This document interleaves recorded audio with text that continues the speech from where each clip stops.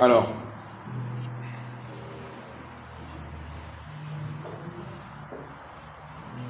hier soir, on n'avait pas tout à fait terminé, mais je vais plus ou moins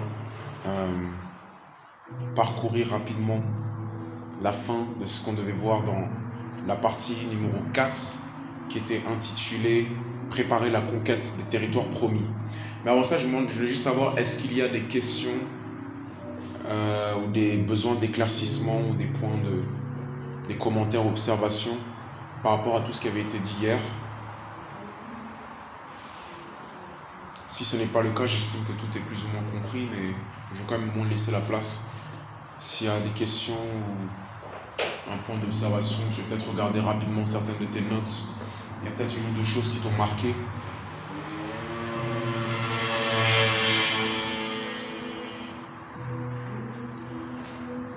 La victoire territoriale, conquérir, se préparer plutôt, préparer la conquête des territoires promis. Donc on a beaucoup parlé de préparation.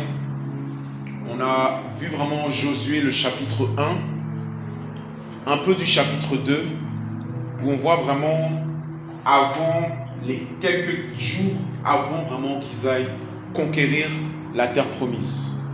Et si vous vous souvenez bien, on s'était déjà arrêté sur le Josué chapitre 1 pour voir un peu tout ce que Dieu dit à Josué.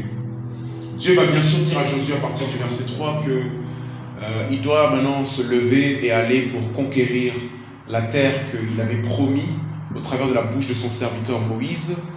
Il dira ensuite à Josué plusieurs choses. Il dit déjà à partir du verset 6 ainsi qu'au verset 7, 9 et 10 « Fortifie-toi et prends courage ».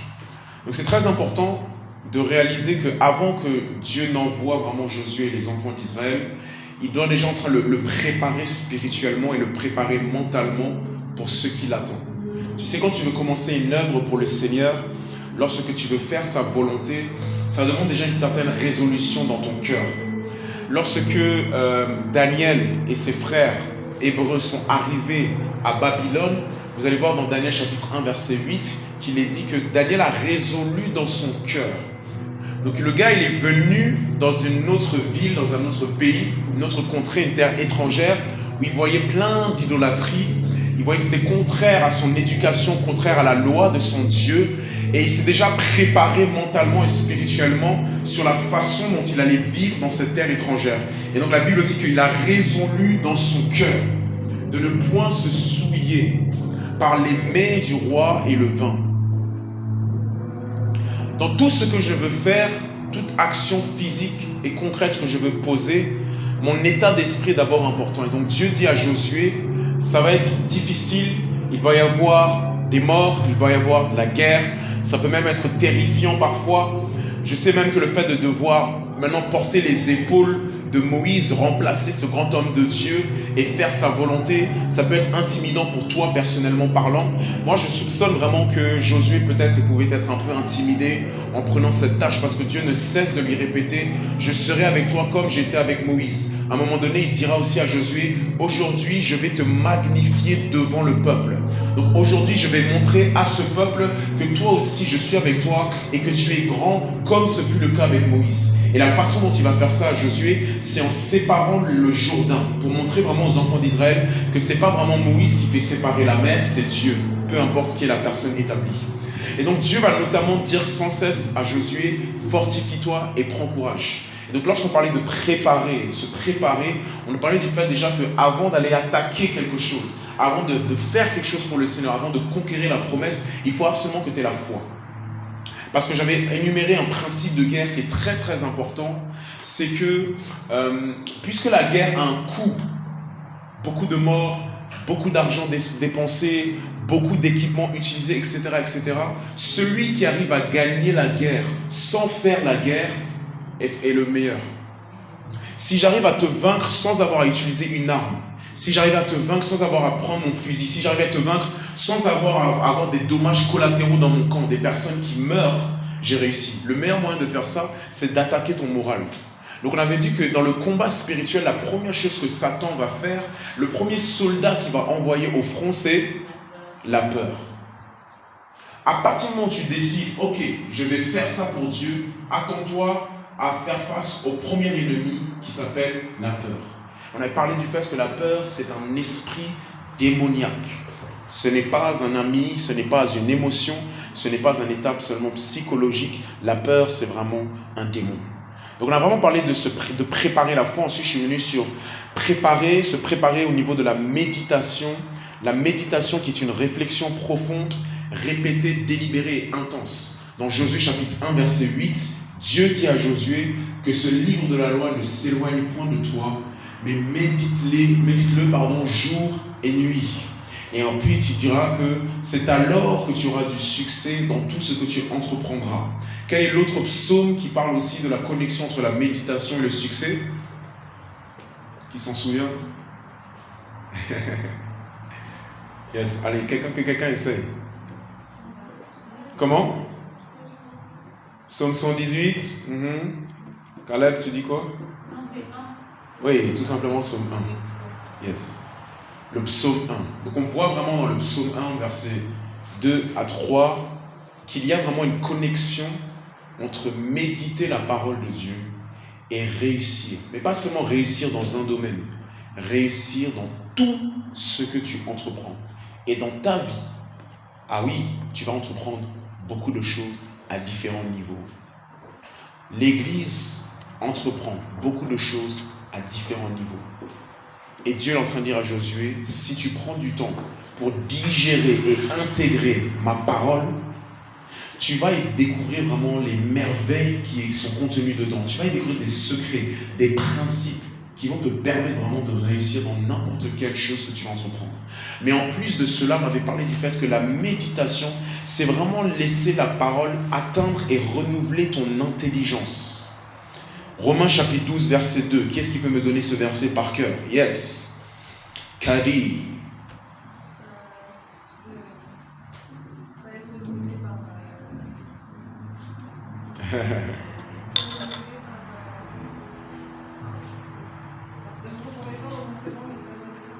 Presque. Non. Le renouveler, c'est la méthode pour être... Yes. Donc, ne vous conformez pas au siècle présent, mais soyez transformés. Comment? Par le renouvellement de votre intelligence, afin que vous discerniez quelle est la volonté de Dieu, ce qui est bon, agréable et parfait. D'accord? Donc, le processus de la méditation est très important, parce qu'on avait dit hier que ton esprit est quelque part que ton intelligence n'est pas encore. J'avais donné l'exemple de Bakofi qui représentait ton esprit. Il se voit dans un rêve au Texas, ou billionnaire plutôt, milliardaire, mais son intelligence est très très loin du milliardaire. Il faut que son intelligence soit suffisamment renouvelée, suffisamment enseignée, suffisamment coachée, suffisamment transformée pour qu'il puisse ressembler à sa promesse. Donc il y a un gros travail à faire et c'est vraiment la méditation de la parole. Si tu ne médites pas la parole, tu ne peux pas réellement intégrer tout ce qu'il y a à intégrer. Hier, vous avez tous pris des notes. Je voyais beaucoup de personnes prendre des notes. Je vois tout le monde avec son cahier et c'est merveilleux, c'est ça qu'il faut faire. Mais ça ne sert strictement à rien s'il n'y a pas une relecture et une méditation profonde de ce que tu as étudié. Et oui, la Bible dit d'aimer Dieu de toute son intelligence. Aimer Dieu de toute son intelligence, c'est faire l'effort d'utiliser ses capacités intellectuelles et mentales en vue de pouvoir mieux servir Dieu et lui ressembler. Réussir en Dieu, ce n'est pas pour les paresseux, ça c'est clair et net. Il lui demande de méditer sa parole, mais en réalité, ce qu'il lui demande de méditer, ce n'est pas seulement les Écritures, ce n'est pas seulement la voix de l'Esprit, mais c'est aussi la vision que Dieu lui donne. Il lui dit, dans la loi de Moïse, tu vas comprendre vraiment c'est quoi le plan, ce que j'attends exactement, là où je veux vous emmener. Dans la loi de Moïse, tu vas vraiment comprendre c'est quoi les stratégies, les méthodes que j'attends de vous. Dans la loi de Moïse, tu vas vraiment comprendre c'est quoi les commandements. Qu'est-ce qui peut, si tu respectes mes commandements, c'est dans la loi de Moïse que tu vas comprendre ce qui peut actionner des bénédictions. Mais c'est aussi dans la loi de Moïse que tu vas comprendre ce qui peut actionner des malédictions. Donc en gros, il est en train de lui dire, tu dois suffisamment t'imprégner de cette loi afin que tu puisses l'observer pour voir le succès qui est promis dans cette loi. J'ai donné l'exemple de quelqu'un qui est par exemple un homme d'affaires qui a une entreprise. si tu ne médites pas sur la vision de ton entreprise, si tu ne médites pas sur les moyens à employer, les stratégies, le business plan, toutes ces choses-là, ça n'est pas suffisamment ancré en toi et tu ne pourras pas bien l'accomplir. Parce que l'être humain, on a tendance à oublier très rapidement et on reçoit énormément d'informations. Énormément d'informations. Ce n'est pas toutes les informations que tu reçois qui vont t'impacter. C'est seulement celles que de façon délibérée et intentionnelle, tu décides vraiment de camper dessus, de réfléchir dessus. C'est pour ça que je reviens vraiment sur la notion de la méditation. Ça disait vraiment, la méditation est une réflexion numéro 1, profonde. Numéro 2, répétée. Numéro 3, délibérée. Numéro 4, intense. Est-ce que tout le monde ici se souvient de ces... Toi, par exemple, maintenant tu passes en 2e année de fac de sociologie. Je suis sûr à 100% qu'il y a tellement de choses que tu avais appris par cœur, avalé par cœur pour ton examen, tu t'en souviens même plus. Oui. C'était juste la révision pour le moment. Mais ce n'était pas une véritable méditation au point que ça intègre son système. La différence entre Akpené qui est en 2e année de faculté de sociologie et un sociologue qui vient avec un doctorat qui a peut-être 10 ans d'expérience à enseigner ça, c'est que cette personne a tellement enseigné ça, elle a tellement lu ça, elle a tellement médité dessus que si tu ramènes le sociologue devant nous, il n'a pas besoin de ses cours, il peut déjà te rabâcher. Un grand prédicateur, en vérité, il n'a même pas besoin de notes. Le gars, il a tellement l'habitude de méditer que lorsqu'il se retrouve devant les gens, même s'il n'a pas eu le temps de se préparer, il dit seulement, bon, Saint-Esprit, tu sais, je médite depuis des années. Tiens, bon, choisis ce que tu veux prendre pendant que je suis en train de parler. Et puis ça sort seulement. La méditation, ça fait toute la différence. C'est vraiment ça qui distingue vraiment des chrétiens qui réussissent et des chrétiens qui ne réussissent pas. Les chrétiens qui ne réussissent pas, ils lisent leur Bible. Les chrétiens qui réussissent, ils lisent et ils méditent leur Bible. Ils lisent leurs notes, ceux qui ne réussissent pas. Ceux qui réussissent, ils méditent leurs notes.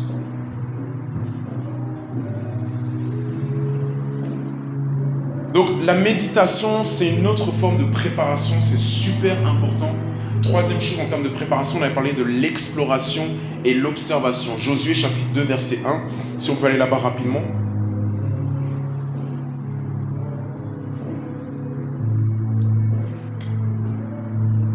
Josué chapitre 2, verset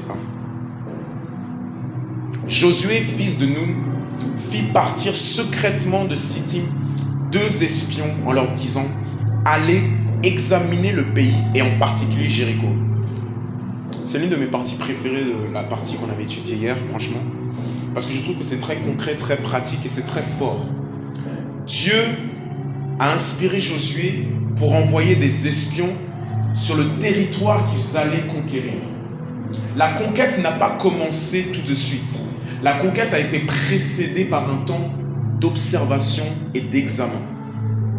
Dans ta préparation, dans la préparation de ce que Dieu veut que l'on conquiert, de ce que Dieu veut que l'on fasse, on doit vraiment réaliser qu'il doit y avoir une phase où il faut déjà se rapprocher du lieu où tu vas influencer. J'avais dit hier, si vous vous en souvenez, tu ne peux pas connaître et influencer de loin.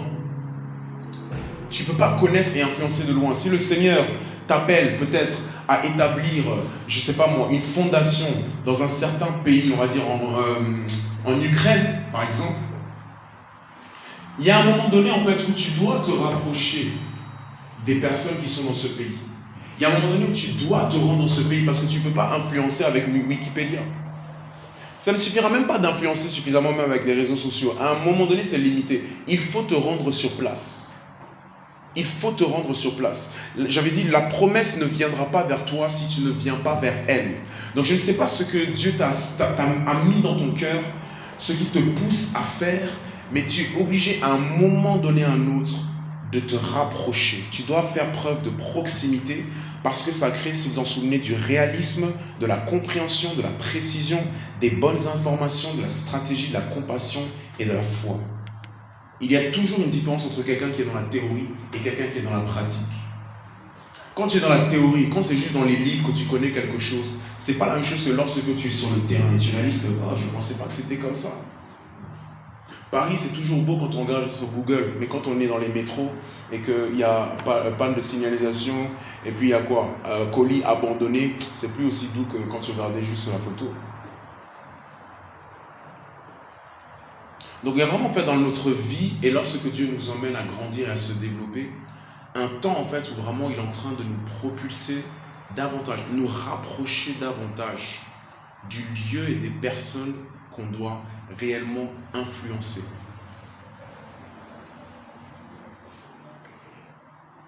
Il leur dit allez, mais il leur dit aussi examiner. Je vais t'arrêter sur ça. Dans le fait d'examiner, il leur dit d'observer. Il veut que je vais vous envoyer dans la terre promise. Je veux qu'en tant qu'espion, vous réfléchissiez sur ce qu'il y a autour de vous et que vous compreniez certaines choses. Vous compreniez les opportunités que cette terre promise vous donne. Vous compreniez les bénédictions que cette terre promise vous donne. Vous compreniez aussi les défis et les adversités et les challenges que cette terre promise vous donne. Quelqu'un qui arrive sur un terrain et qui s'attendait à voir que des opportunités, des bénédictions, mais aucun challenge et adversité, est quelqu'un de très très naïf. Peut-être tu es venu ici à l'église et tu dis, en tout cas moi je veux servir le Seigneur, je veux être un berger. Je veux suivre les âmes, je vais prier pour elles, je veux aller évangéliser. Tu es quelqu'un de très naïf si tu penses que du premier coup, tu vas parler à quelqu'un et la personne tout de suite va dire « Alléluia, gloire à Dieu, je vais donner ma vie à Christ. Oui, est-ce que je peux venir à l'église? Est-ce que je peux déjà venir rester ?» Non, tu es très très naïf. C'est-à-dire en fait, tu ne connais pas encore réellement la réalité de ce que ça implique. Tu ne connais pas encore réellement la réalité de ce que ça implique de faire croître une église. Tu ne comprends pas encore la réalité de ce que ça implique d'évangéliser. Tu ne comprends pas encore la... Tu vois, c'est comme si tu es un jeune prédicateur, tu arrives comme ça et tu penses, tu as tellement bien prêché, les gens ont dit Alléluia, et tu penses que ça y est, ils ont tous compris. Comme le message du standard minimum. Ce que tu offres à ton patron, ce que tu offres à ton prof, c'est le minimum que tu dois offrir à l'église. Oh, quelle belle série. Oh, j'ai tout compris. Tu t'attends à ce que c'est bon maintenant. 14h pétant, tout le monde est là. 19h, tout le monde est là. Tout est ok. On est tous carrés. Comme notre prof. Non. Tu es très très naïf si tu penses que du premier coup, la première série, tout le monde va se conformer. Non. Et donc, ce que Dieu fait, c'est qu'il a besoin de te rapprocher davantage de la réalité, pour briser toute forme d'idéalisme, toute forme de théorie dans ta tête et pour être mieux informé, plus réaliste de ce que ça implique, ce que tu désires et ce que tu recherches. Je ne sais pas ce que j'ai parlé hier beaucoup à deux niveaux, au niveau de l'église en général, grec, mais aussi au niveau individuel. Là, je prends l'individuel. Chacun d'entre nous ici dans nos cœurs, Dieu nous a insufflé une vision. Je t'en supplie. Tant que tu ne t'es pas suffisamment rapproché du terrain, de la réalité, ne t'arrête pas juste à ta conception de comment ça doit être. Parce que sinon tu risques d'avoir un choc, le choc de ta vie. Quand tu vas voir que je ne savais pas que c'était comme ça. Je ne pensais pas qu'il fallait faire tout ça. Je ne pensais pas que ça demandait. Je ne pensais pas qu'il y avait ce genre d'adversité. Je ne pensais pas que ce serait si long et si difficile. Ah ouais? Examiner, c'est quelque chose de très très très important. Josué, il examine, il envoie des espions parce que Moïse l'avait déjà fait. Moi, j'aimerais un peu m'attarder sur ça, dans Nombre chapitre 13. Si on peut aller dans Nombre chapitre 13.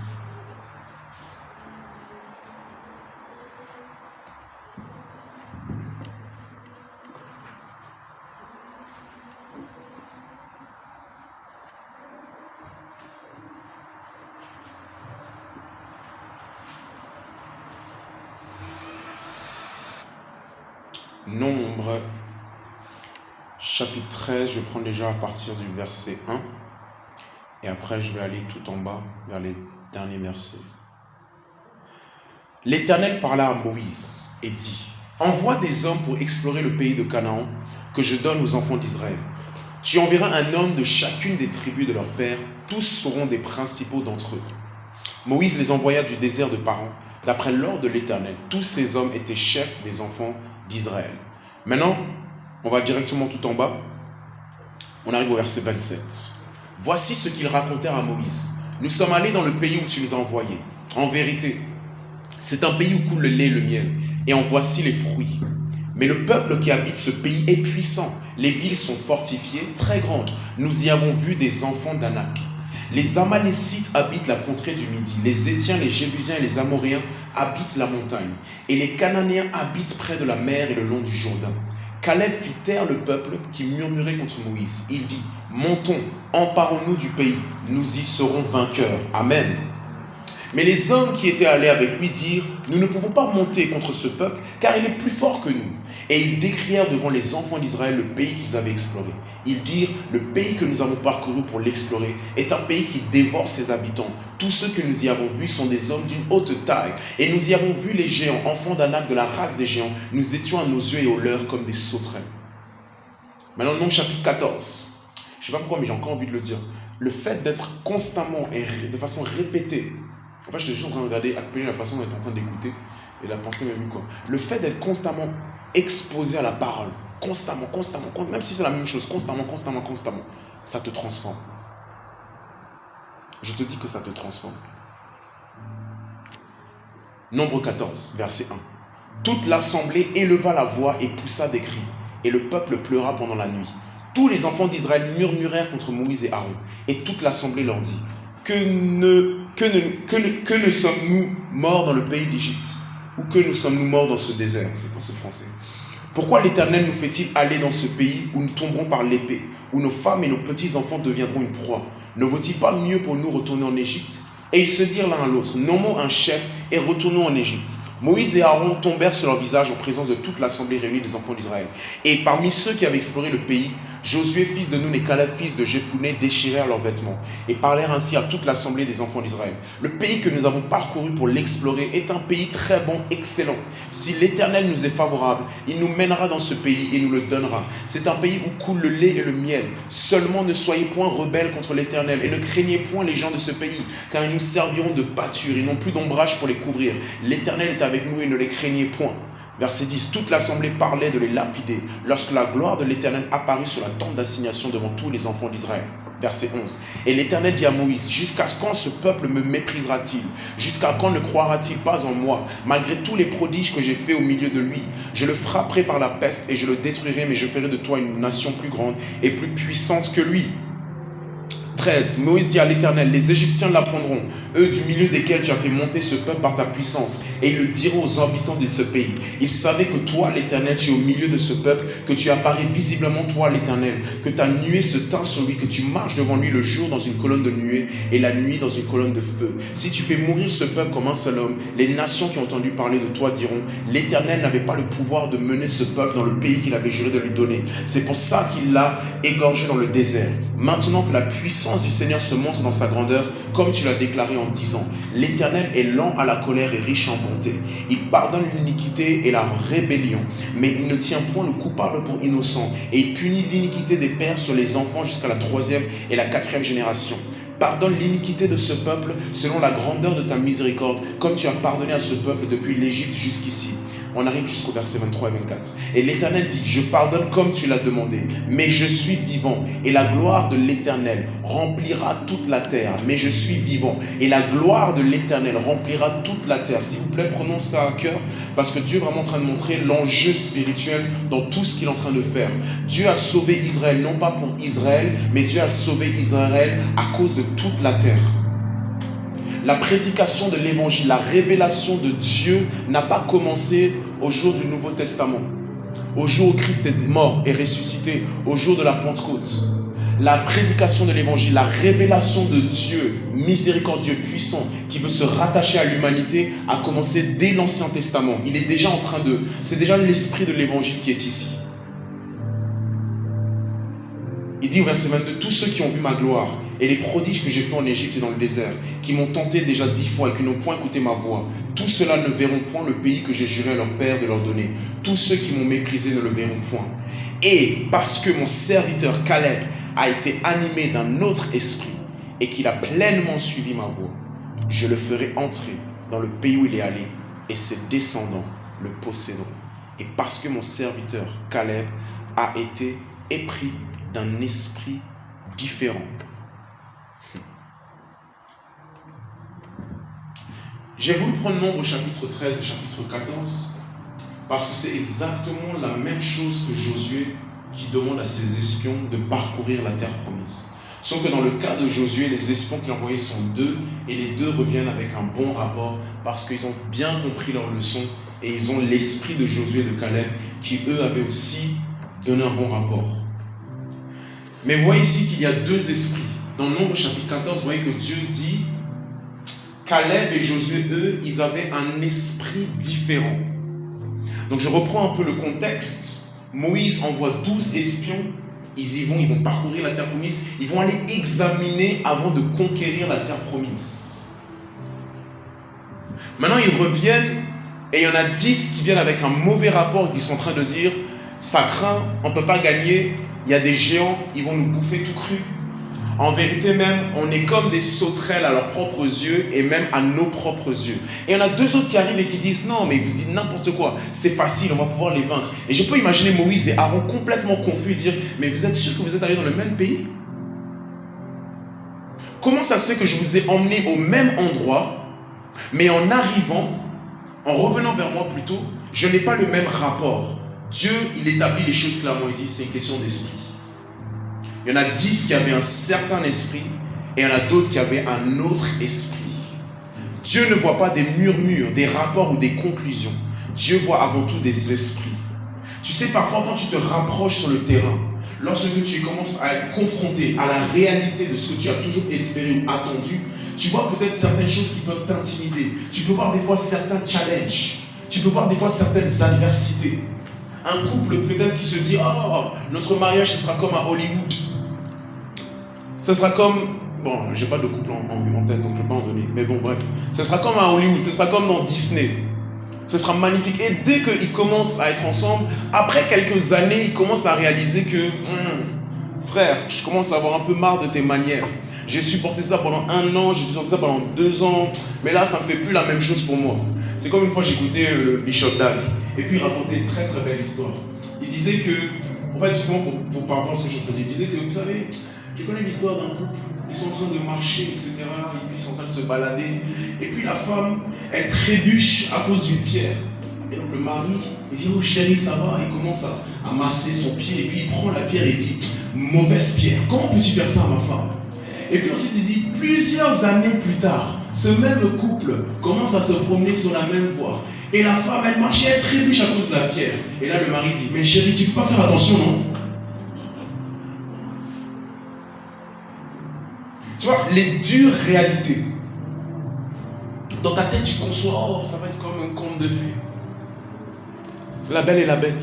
Donc c'est pas grave, moi en tant qu'homme, j'ai pas besoin de bien m'entretenir, je peux rester la bête. Après tout, on voit dans Walt Disney combien c'est beau. Non, à un moment donné, elle veut pas une bête, elle veut un prince charmant. Tu vois, mais face à la réalité de certaines choses, tu arrives zélé, tu veux servir dans l'église. Et tu commences à voir qu'en fait, c'est beaucoup plus long que tu ne le pensais. Tu commences à voir que c'est beaucoup plus difficile que tu ne le pensais. Tu te mets en place un programme et tu commences à voir que hey, la prière là est restée disciplinée, focalisée sur telle et telle chose, sur tel et tel programme, emploi du temps. En fait, c'est pas si facile que ça. Et si tu fais pas attention, tu vas être comme ces 10 espions là qui vont commencer à dire non, ça peut pas marcher. Ça peut pas le faire, c'est trop difficile. Tu vas commencer à murmurer, tu vas commencer à critiquer, tu vas commencer à te plaindre. Il y avait l'esprit des 10, c'est-à-dire la majorité. Et il y avait l'esprit de la minorité. 2 personnes, Josué et Caleb. La Bible dit, eux, ils avaient un autre esprit. Donc en fait, ce qui explique que certains murmuraient et d'autres avaient foi en Dieu, c'était en fait un esprit. L'esprit de Dieu croit toujours en ce que Dieu fait. Comment est-ce que je fais pour repérer l'esprit de Dieu en quelqu'un? Je n'ai qu'à juste écouter sa conviction vis-à-vis de ce que Dieu a dit et promis. Si dans Matthieu chapitre 16, verset 18, Jésus dit « Je bâtirai mon église », toutes les personnes qui disent « Ah, les églises là, elles sont terminées, l'église de toute façon ne pourra plus rien en faire, c'est une affaire qui est terminée », ce n'est pas l'esprit de Dieu qui t'amène à parler comme ça. Parce que l'Esprit de Dieu croit toujours en ce que Dieu fait. L'Esprit de Dieu est éternellement optimiste et convaincu que l'Église du Seigneur Jésus-Christ sera bâtie, quoi qu'il arrive, peu importe ce que les portes du séjour des morts vont faire. C'est pour ça que Jésus l'a dit, je bâtirai mon Église et les portes du séjour des morts ne prévaudront point contre elle. C'est-à-dire tout combat spirituel, toute attaque de l'ennemi contre mon Église ne pourra jamais vaincre cette Église-là. Quand on se prépare, notamment quand on est en train d'explorer et d'examiner, il y a encore une 4e chose à faire. Il faut commencer à se débarrasser des ennemis internes. Si tu veux conquérir la terre promise, si tu veux obtenir la promesse de Dieu dans ta vie, si en tant qu'Église, on veut achever une chose qu'on a commencé, il va falloir avoir un autre esprit différent. Pas l'esprit des 10, mais un autre esprit. Qu'est-ce que l'esprit des 10 a provoqué? Pas obligé de tout écrire, mais j'ai une longue liste. Je vais m'attarder sur certains.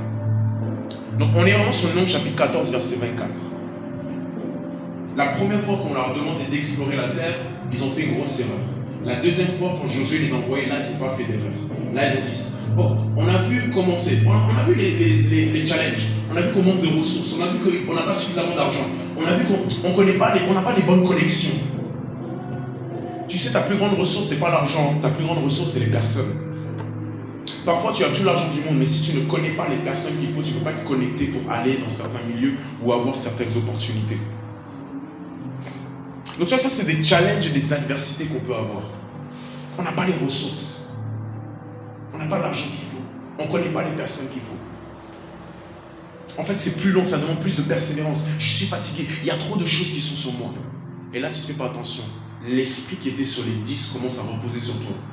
Et toi là, que Dieu a envoyé pour goûter le fruit de ce qu'il veut te donner demain, tu commences à te dire, non, Dieu ne peut pas faire.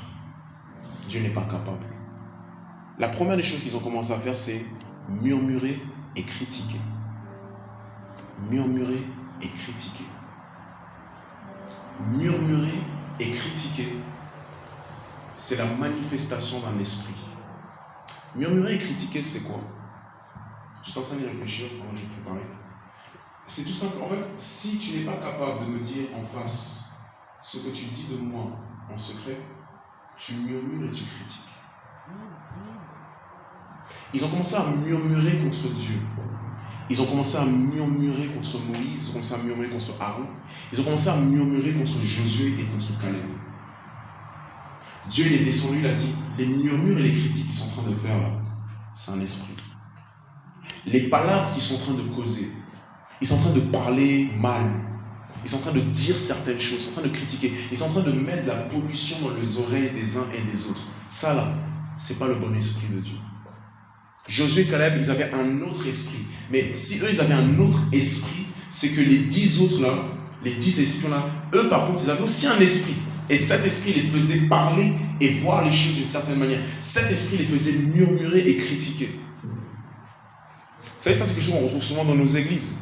Les gens quittent beaucoup les églises parce qu'ils trouvent qu'il y a trop de murmures et de critiques. Les gens dans les églises, souvent, ils s'appellent et au lieu d'être des intercesseurs au téléphone, ils deviennent des accusateurs au téléphone.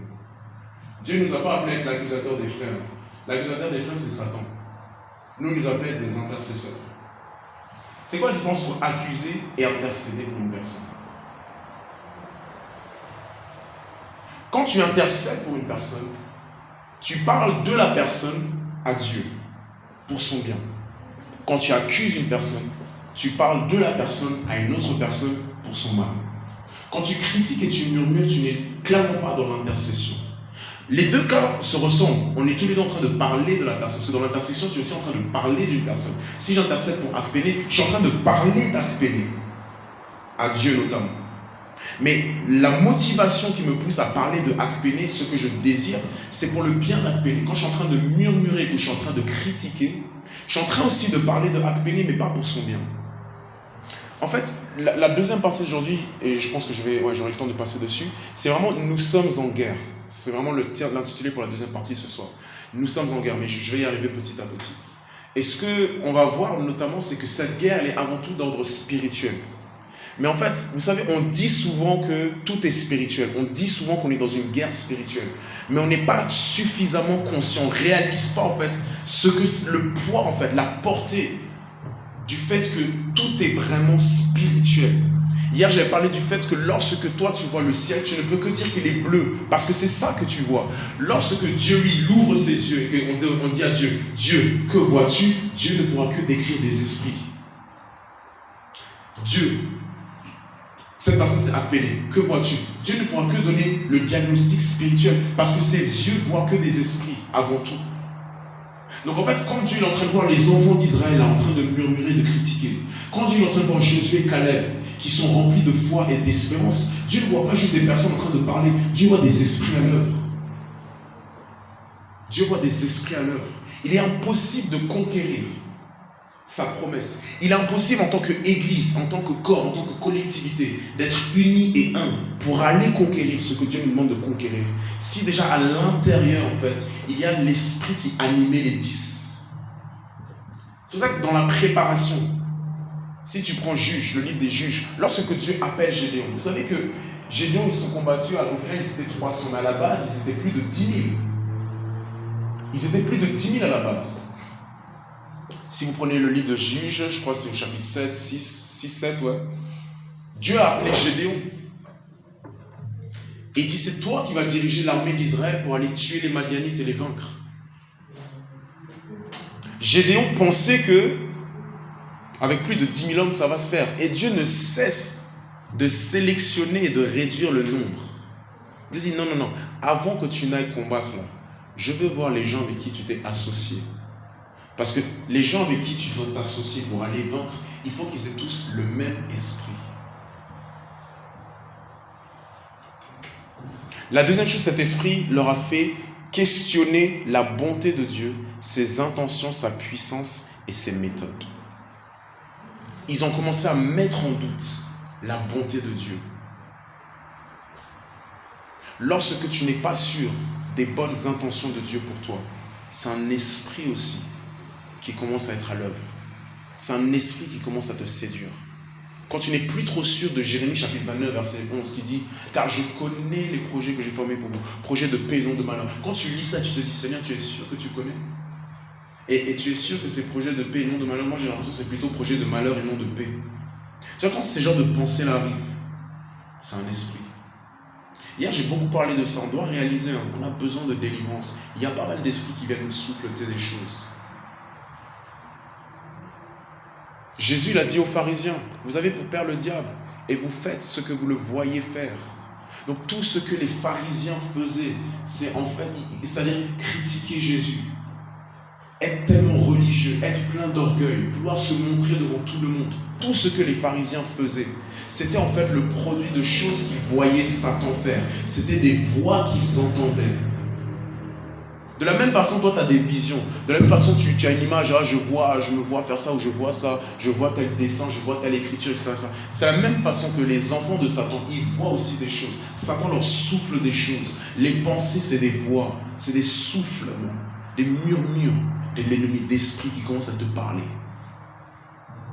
Et là, ce qu'il a fait, c'est qu'ils font questionner ou interroger la bonté de Dieu, ses intentions, sa puissance, ses méthodes. Ils ont commencé ensuite à regretter le passé. Oh, je me souviens du temps où j'étais en Égypte, c'était beaucoup mieux. Ça, c'est un autre esprit. Ça, c'est pas l'esprit qui a animé Jésus et Caleb.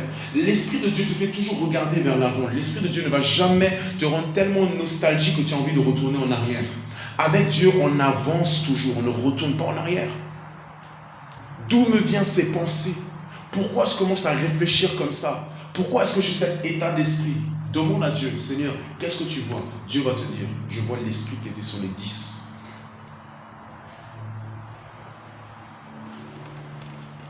Donc, vous voyez dans le processus là où ils ont dû aller examiner et explorer la terre promise, où Dieu leur a donné un avant-goût de ce qu'il voulait pour eux. À partir du moment où ils ont vu les challenges et les adversités, ils ont commencé à flipper. Dieu peut te donner un avant-goût de ce qu'il veut faire de ta vie. Dieu veut te donner un avant-goût de ce que tu vas faire. Mais maintenant, si tu vois quelque chose qui t'intimide ou qui te fait peur, ou quelque chose qui a l'air d'être impossible, quel esprit va t'animer face à cela? Est-ce que tu vas te dire, ah non, finalement, c'est pas possible en fait? Est-ce que tu vas commencer à murmurer et critiquer? Est-ce que tu vas commencer à questionner la bonté de Dieu? Vas-tu questionner ses intentions, sa puissance, ses méthodes? Vas-tu commencer à devenir nostalgique ou regretter le passé? Tu vois, non seulement ils avaient un problème contre Dieu, mais la Bible nous fait aussi comprendre qu'ils avaient un problème contre l'autorité instituée par Dieu, à savoir Moïse et Aaron. Ils ont voulu lapider Moïse et Aaron. Ils ont voulu se débarrasser d'eux. Cet esprit-là qui anime les 10 là, c'est aussi un esprit qui mène à la rébellion, à la désobéissance face à toute autorité qui a été instituée par Dieu. Ah, vraiment, Les leaders que Dieu nous a institués là, vraiment à cause de regarde ce qui est en train de nous arriver. Tu vois, c'est la manifestation de tellement d'esprits en fait. Cette liste, je pourrais prêcher, je pourrais même prendre cette même liste et prêcher par rapport à la vie de l'église. Je pense que je pourrais donner un titre du genre les esprits qui fatiguent nos églises locales. Je te prends juste cette liste.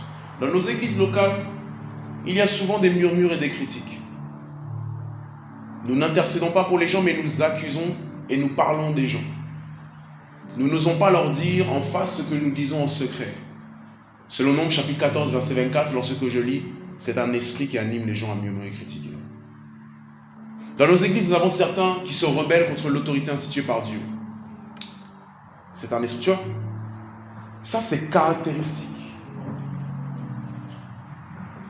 de l'influence de l'ennemi dans un groupe, dans un peuple, dans une église que Dieu veut instituer et mettre en place pour conquérir collectivement quelque chose. Mais aussi individuellement parlant. Individuellement parlant, l'ennemi peut te pousser, juste parce que tu as vu certaines adversités ou certaines difficultés ou certains challenges, à commencer à questionner la bonté de Dieu, à commencer à regretter le passé. Ah, c'était bien avant, j'avais pas autant de problèmes. Avant, il n'y avait pas autant de défis. Avant, il n'y avait pas autant de pression. Avant, on ne m'en demandait pas autant. Ah, j'aimais bien ma vie d'avant passé. Tu vois ces pensées-là qui viennent des fois. Je vais te donner maintenant le discernement. Tout de suite, cette conscience-là, que quand cette pensée vient là, tu dois la chasser. Tu dois la chasser directement. Tu dois savoir que non, ça là, je suis en train de penser là, c'est pas la pensée du Christ. Ça ne vient pas de Dieu. Ça ne vient pas de Dieu. Ce qui cause l'incrédulité, ce qui cause la peur, toutes ces choses-là, c'est d'ordre spirituel. Dieu voit des esprits. Franchement, sincèrement, qui est-ce qui aimerait se voir en esprit ou voir les choses spirituelles telles que Dieu les voit? Est-ce que vraiment tu aimerais être vraiment suffisamment honnête avec Dieu et dire Seigneur, montre-moi ce que tu vois? Emmanuel dit oui. Toi aussi, peut-être certains on aurait peur. On va dire Seigneur, je vais regarder, tu vas ouvrir mes yeux, je vais voir un esprit de python, je vais voir un bois, je vais voir des crabes, et je vais dire, c'est ça qui est sur moi. Et Dieu va dire, oui, et c'est ça qui explique les murmures, les critiques, l'incrédulité, la peur, la rébellion face à l'autorité instituée par Dieu. La nostalgie, le regret du passé. Oh, lorsque j'étais dans le monde, c'était bien. Tu vois, tout ça là, Dieu les a envoyés pour explorer la terre. Et ils ont vu toutes ces choses-là. Josué et Caleb, eux par contre, ils ont fait preuve de foi dans les intentions de Dieu, sa puissance et ses méthodes. Si Dieu te fait goûter l'adversité, ce n'est pas pour douter de ses intentions, de sa puissance. C'est pour être conforté que tu vas découvrir une nouvelle facette de la grandeur et de la puissance de Dieu. Tout challenge et toute adversité que j'ai peut soit devenir une occasion de chute ou une opportunité d'élévation. C'est soit une occasion de chute ou une occasion d'élévation. Quand je suis face à un test, quand je suis face à une épreuve, j'ai deux occasions. C'est une seule occasion qui peut avoir deux résultats différents. Soit je chute dans l'incrédulité, dans la peur, dans les murmures et les critiques. Soit c'est une occasion d'élévation pour moi, où je vais avoir foi en Dieu et pouvoir vraiment voir sa grandeur et sa puissance. It's a big deal to God. C'est vraiment quelque chose qui touche le cœur de Dieu. Lui faire confiance. Le genre de langage que j'ai. Dieu écoute tes conversations plus que tu ne le penses. Beaucoup, beaucoup plus qu'on ne le pense. Le Seigneur écoute chacune de nos conversations. On ne réalise pas. Mais beaucoup plus. Des fois, on est là, on est au téléphone en train de parler, on est en train de discuter. Et puis on raccroche et puis on fait notre vie. Et puis voilà, on pense que c'est seulement la personne qui était au téléphone qui a entendu. Mais Dieu aussi entendait. Dieu aussi entendait. Ce n'est pas parce qu'il est silencieux qu'il n'a pas entendu. Et ce n'est pas parce qu'il est silencieux qu'il n'en pense pas moins.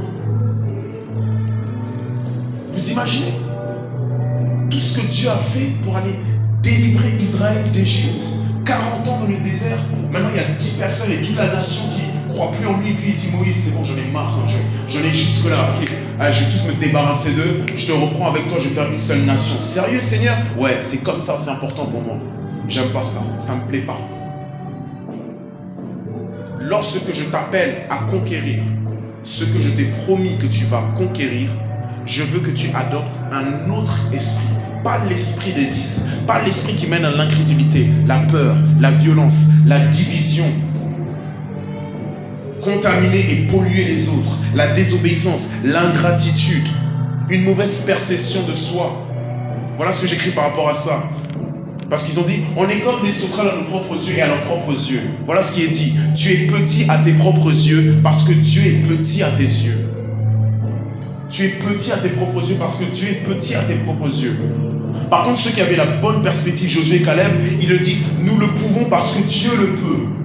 Nous sommes grands parce que Dieu est grand. Je le peux parce que Dieu le peut. C'est toute une question de perception. J'avais dit hier, lorsque tu vois Dieu grand, tu vois tout le monde autour de toi petit. Si tu vois la grandeur de Dieu, tu vois tout ce qui est autour de toi petit. C'est obligé.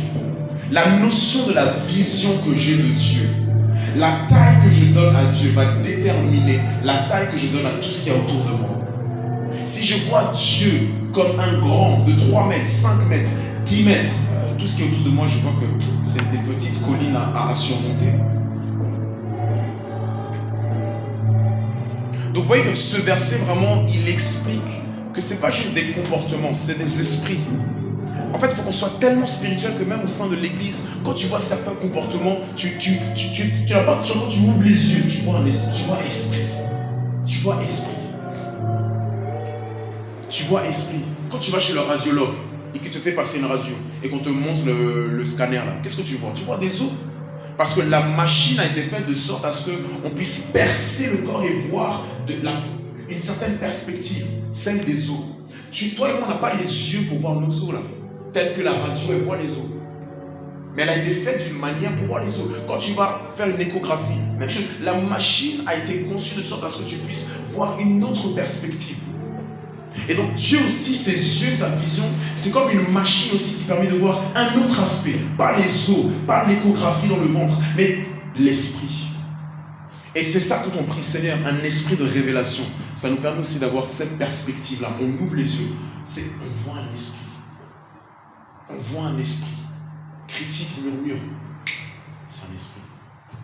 Rébellion, c'est un esprit. Incrédulité, la peur, c'est un esprit.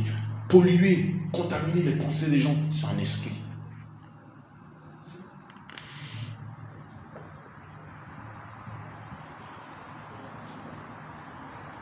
On est sur l'autre partie qui dit « Nous sommes en guerre ». Et cette guerre, c'est une guerre spirituelle. C'est une bataille en esprit. Partie numéro 5, nous sommes en guerre. Josué chapitre 5, on va prendre.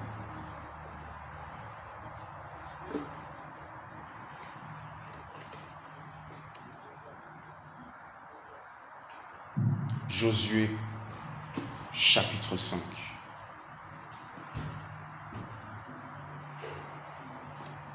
Donc partie 5, nous sommes en guerre, Josué chapitre 5 à partir du verset 13. Ils sont toujours en train de se préparer pour la conquête. Mais dans Josué chapitre 5 à partir du verset 13, on est vraiment à quelques instants de la première bataille qui s'appelle Jéricho. Si vous vous souvenez, au séminaire précédent, j'avais notamment dit qu'il y avait 13 batailles. 13 batailles dans le livre de Josué. Le livre de Josué, c'est le livre de la promesse, et le livre de la promesse est aussi le livre de la conquête. Ça sert de répéter alors. Verset 13. Josué est sur le point d'aller se battre. Je ne sais pas ce qu'il faisait, peut-être qu'il patrouillait, peut-être qu'il était en train de sentir le terrain, peut-être qu'il était en train de respirer l'air, il était peut-être en train de méditer et de réfléchir au lendemain où, waouh, donc ça va commencer. On va commencer ce projet. On va commencer cette conquête. On va y aller, on va sortir, waouh.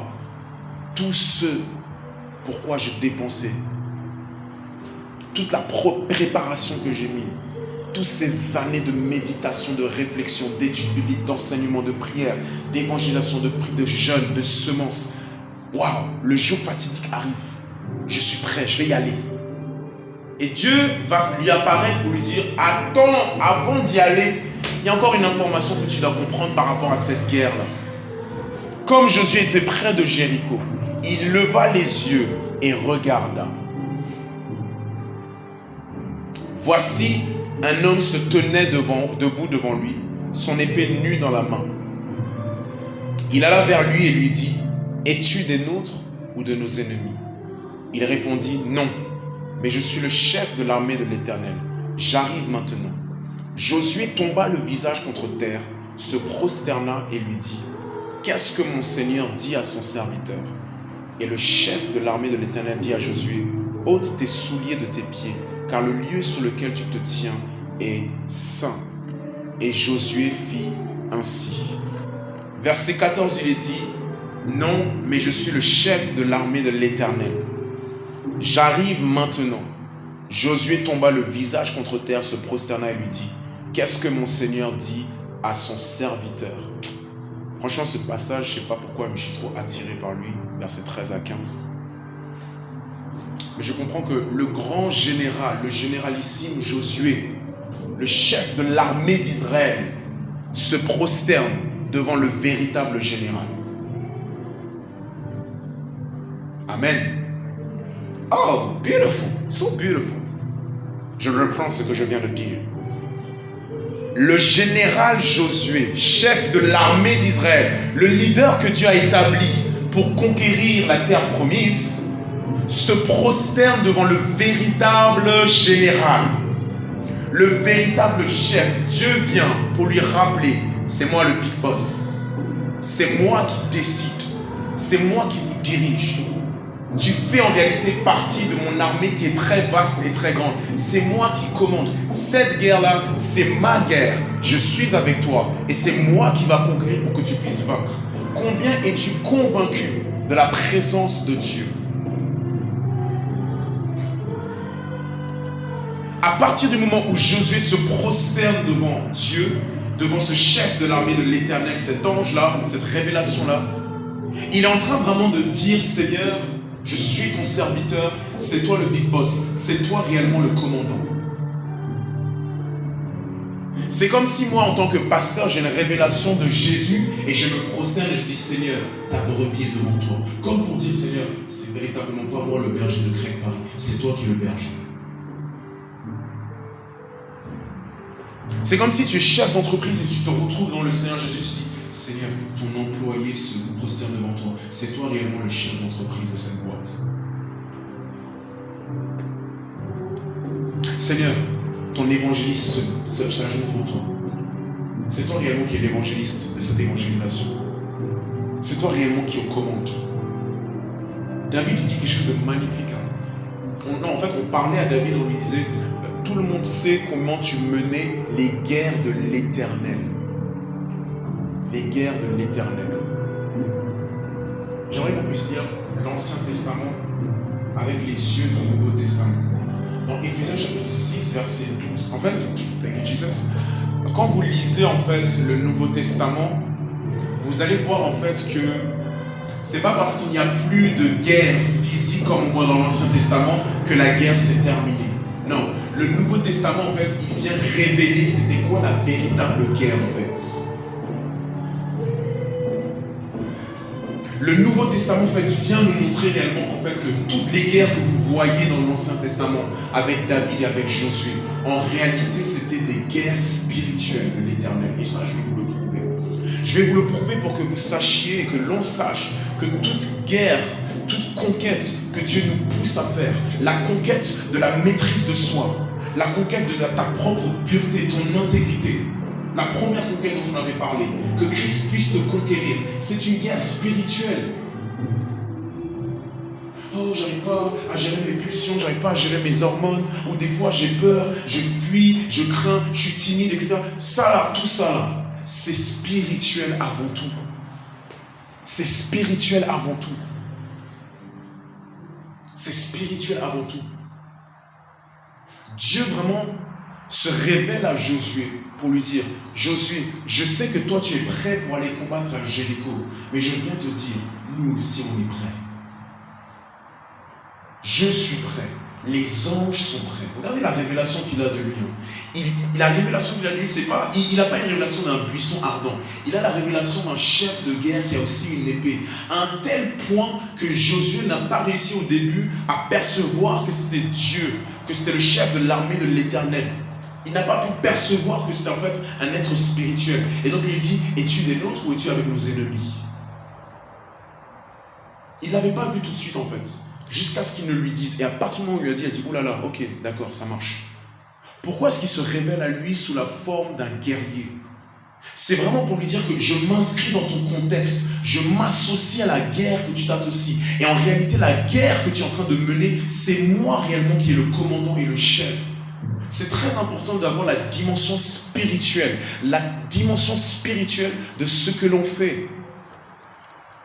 C'est très important. Si déjà tu manques vraiment une conscience profonde de la dimension spirituelle de ce que l'on fait, c'est perdu. Là, il y a une guerre spirituelle. Vous savez que dans le livre d'Apocalypse chapitre 18, je t'inviterai à le lire, prendre du temps, on parle de la ville de Babylone qui faisait toute forme de marchandises. C'est cette ville que Dieu a jugée. Et après, ça donne la liste de toutes les marchandises. À la fin, les marchandises qu'ils faisaient, c'était les marchandises d'âmes. Ils disent des âmes. Donc, Babylone, ils marchandaient des âmes. On fait un commerce des âmes. Que sert-il un homme de gagner le monde s'il perd son âme? Jésus est en train de parler de transactions économiques. Il en revient constamment. On achète et on vend des âmes. Toi et moi, on a vendu notre âme à Christ. D'autres ont vendu leur âme au diable. D'autres ont vendu leur âme pour le monde. Il y a constamment des transactions. C'est totalement spirituel tout ce qu'on est en train de faire.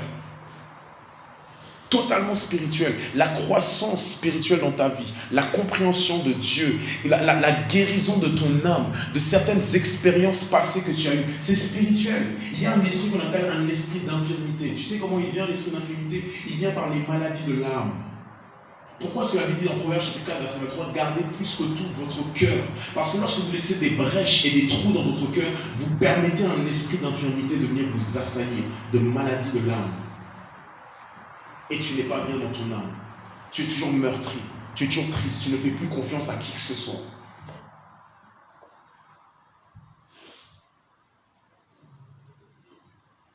Le général Josué se prosterne devant le véritable général.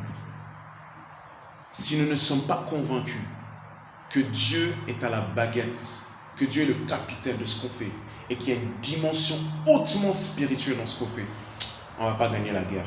Pourquoi on ne va pas gagner la guerre? Parce qu'on va attaquer le mauvais ennemi et on va employer les mauvais moyens. On va attaquer le mauvais ennemi et on va employer les mauvais moyens.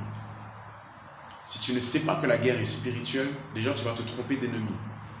Tu vas battre ta femme, tu vas battre ton mari, tu vas insulter ton frère, tu vas insulter ta soeur. Alors que l'ennemi, ce n'est pas lui ou elle. Mais en plus de cela, si tu ne réalises pas que la guerre est spirituelle, tu vas employer les mauvais moyens. Tu vas plus utiliser ta bouche, tu vas essayer d'argumenter et de convaincre, plutôt que d'utiliser des armes spirituelles. Ma prière, c'est que Dieu vraiment nous ouvre les yeux sur la réalité des choses spirituelles. Franchement, je prie vraiment que Dieu nous montre notre condition spirituellement parlant. Je crois que des fois, Dieu doit aussi nous laisser être un peu fatigués par l'ennemi. Je crois que des fois, c'est bien, des fois, quand tu dors et puis tu es paralysé, tu n'arrives plus à dire Jésus. Jésus, il y a un petit Jésus qui sort et puis tu arrives à respirer à nouveau. Qui a déjà connu ça? Je crois que des fois, ces choses, c'est pas mal aussi. Ça nous secoue un peu, on réalise que, ok, je suis en train de l'ennemi. Tu as peur, tu suis. Tu commences à prier. Tu dis, ah, maintenant, c'est devenu intercesseur, ok. C'est ce que Dieu l'a fait avec Gédéon. Il a dit, écoute, si tu veux savoir que je suis avec toi, que tu vas gagner cette guerre, va dans le camp de l'ennemi et écoute ce qu'ils sont en train de dire à propos de toi. Et donc, quand il a les écouté, ils ont dit, j'ai eu un rêve. J'avais vu comme une épée qui se dressait et puis qui nous avait vaincus. Je paraphrase. Il dit, ah, mais ça ne fait que peut-être l'épée de Gédéon. Quand Gédéon il a entendu l'ennemi parler de lui, il a dit, ah, je suis puissant, Dieu est avec moi. Ok, je vais y aller. Parfois, les attaques de l'ennemi, la façon dont l'ennemi est derrière toi, ça doit te réconforter sur la menace que tu nous représentes.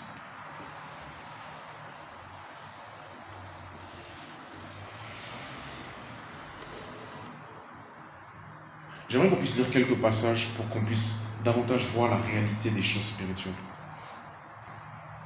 On va prendre quelques passages. Je vais demander à plusieurs personnes de prendre des passages. Donc, Akpeni, je vais te demander, s'il te plaît, de prendre 2 Rois, chapitre 19, versets 32 à 37.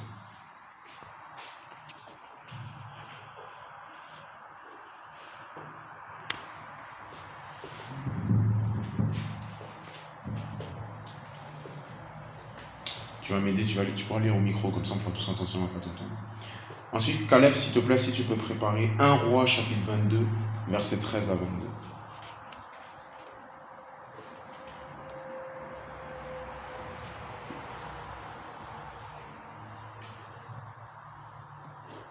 Yes, on va commencer par Akpeni. Donc, j'avais dit 2 Rois, chapitre 19, versets 32 à 37. Pourquoi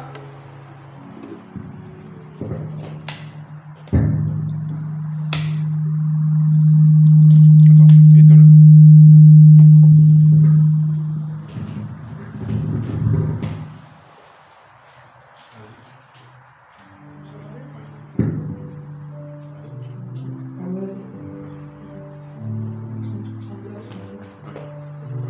C'est pourquoi, ainsi parle l'Éternel sur le roi d'Assyrie, il n'entrera point dans cette ville, il n'y lancera point de trait, il ne lui présentera point de bouclier, et il n'élèvera point de retranchement contre elle. Il s'en retournera par le chemin par lequel il est venu, et il n'entrera point dans cette ville, dit l'Éternel. Je protégerai cette ville pour la sauver, à cause de moi et à cause de David, mon serviteur. Cette nuit-là, l'ange de l'Éternel sortit et frappa dans le camp des Assyriens 185 000 hommes. Et quand on se leva le matin, voici, c'étaient tous des corps morts. Alors Sanchérib, roi d'Assyrie, leva son camp, partit et s'en retourna, et il resta à Ninive. Or, comme il était prosterné dans la maison de Nisroch, son dieu, Adramélec et Charester, ses fils, le frappèrent avec l'épée et s'enfuirent au pays d'Ararat, et Essar Adon, son fils, régna à sa place.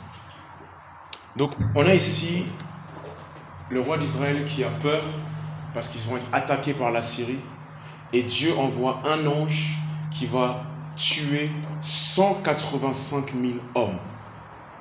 Donc, c'est quelque chose de très commun dans la Bible de voir des esprits, des anges s'impliquer et s'immiscer dans les affaires et les guerres des êtres humains.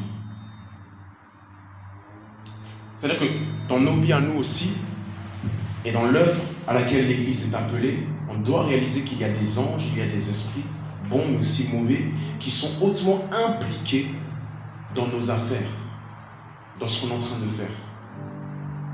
Maintenant, je veux un autre passage, celui de Caleb. Si tu peux venir aussi lire, celui-là il est très très intéressant.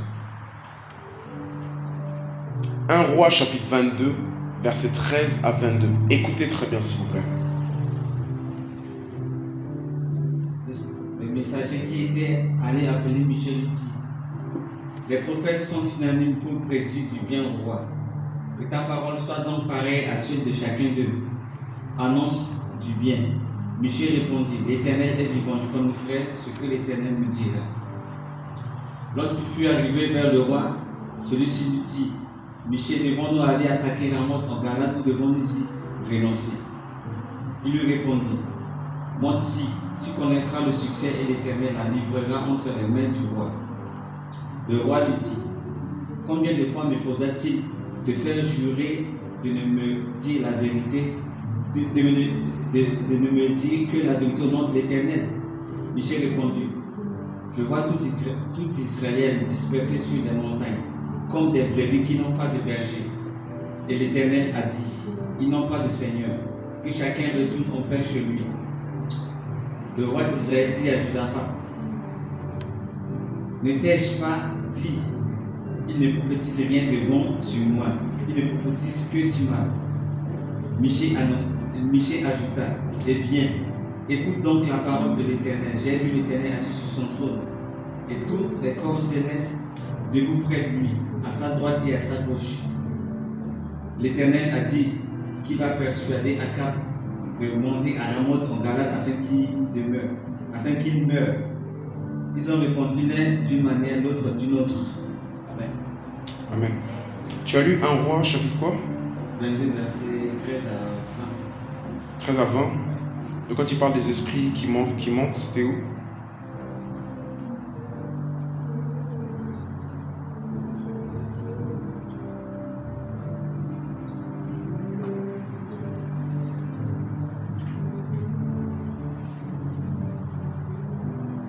Tu n'as pas lu ça à un moment donné?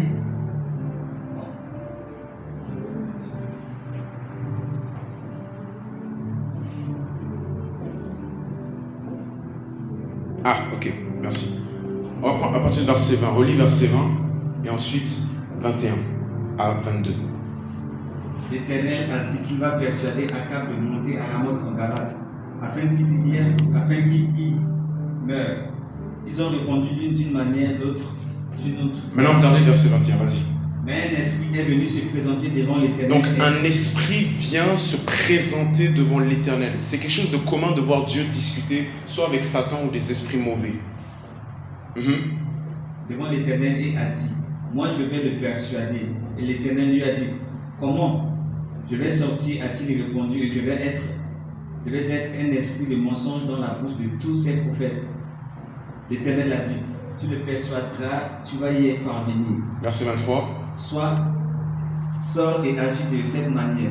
Maintenant, l'Éternel a mis un esprit de mensonge dans la bouche de tous les prophètes que voici. Mais lui, il a prononcé le malheur contre toi. Donc tu vois ici, si vous regardez bien 1 Roi chapitre 22, vous regardez bien le verset 21 à 22, vous allez voir vraiment qu'il y a un esprit de mensonge. Ça existe. Il y a ce qu'on appelle des mythomanes. Tout le monde connaît la mythomanie. Eh bien, c'est un esprit de mensonge.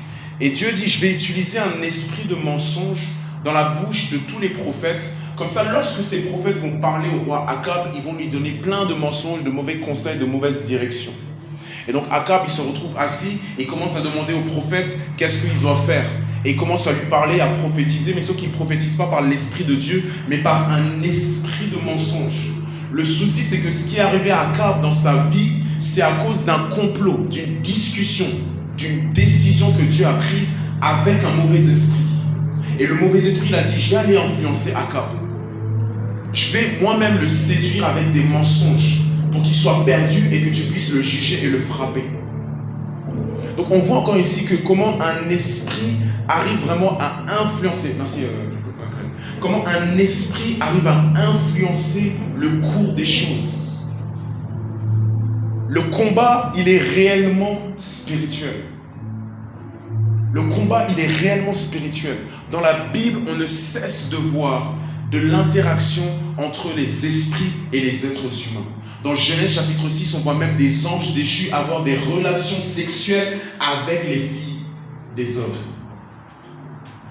Dans la parole de Dieu, on voit aussi sans cesse des anges combattre, pas seulement entre eux, mais même contre des êtres humains. S'immiscer vraiment dans les choses naturelles. Ta vie, en réalité, est le produit, le résultat d'interactions d'esprit, d'interactions d'anges et d'anges déchus surtout. Quel esprit ai-je à faire? Paul, il dit dans Ephésiens chapitre 6, verset 12, « Car nous n'avons pas à lutter contre la chair et le sang. » Qu'est-ce qu'il est en train de dire? Il n'est pas en train de dire « Nous n'avons pas à lutter. » Si, nous avons à lutter, mais nous devons savoir contre qui nous avons à lutter. Le terme « lutter » là, c'est vraiment un combat de catch, c'est de la lutte, comme dans l'Antiquité. Ce n'est pas un combat qui se fait à distance, c'est un combat qui se fait à corps. C'est un combat qui est long, c'est un combat qui est intense et qui est difficile. On chasse des démons, mais on ne peut pas chasser des principautés, des dominations, des esprits méchants dans les lieux célestes. La lutte, c'est pour longtemps. Tant qu'ils sont là, ils sont là. C'est gagner du terrain, mais ce n'est jamais pouvoir les chasser. Tu peux chasser un démon du corps d'une personne, mais tu ne peux pas chasser des principautés d'un endroit. Il n'y a que le Seigneur qui le fera au temps qu'il a décidé pour les chasser et les emmener en enfer dans le lac de feu. Mais en attendant, on doit faire avec eux. Donc on doit vraiment encore être de plus en plus conscient de la réalité des choses spirituelles. Les gens ne réfléchissent pas comme ils réfléchissent comme ça. Les gens ne parlent pas comme ils parlent comme ça. Les gens ne sont pas loyaux comme ils sont loyaux comme ça. Il y a une raison spécifique. Tu es ici là, en train d'écouter la parole, en train d'aimer Jésus, parce qu'il y a un esprit qui t'influence. C'est pas juste ta volonté, il y a un esprit qui t'influence. La Bible dit que nul ne peut dire que Jésus-Christ est Seigneur si ce n'est par l'Esprit de Dieu. Lorsque tu dis Jésus-Christ est Seigneur, je veux que tu réalises et que tu sois pleinement conscient. C'est un esprit, le Saint-Esprit, qui te pousse à dire Jésus est Seigneur. Les anges sont impliqués, les esprits mauvais, les principautés, les dominations, les princes de ce monde des ténèbres, les esprits méchants dans les lieux célestes. Tout le monde connaît l'histoire de Daniel au chapitre 10. Il est en train de prier pour avoir une révélation. L'ange Gabriel arrive pour lui donner une révélation. Mais il lui révèle que pendant 21 jours, il était résisté par le prince de Perse. Et il lui dit en plus qu'il va devoir avoir du renfort d'un autre ange, parce que maintenant il y a le prince de Grèce qui arrive. Donc il dit, déjà je suis fatigué avec le prince de Perse, mais en plus de ça, il y a le prince de Grèce, la principauté dans toute l'empire grec qui arrive. Il va falloir aussi que je les combatte eux aussi.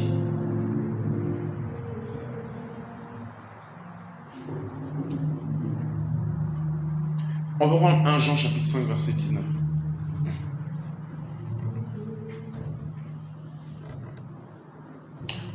Ça va, on est fatigué ou quoi?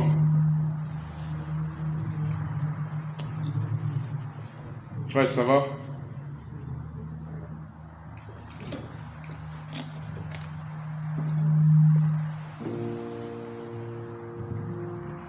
« 1 Jean chapitre 5,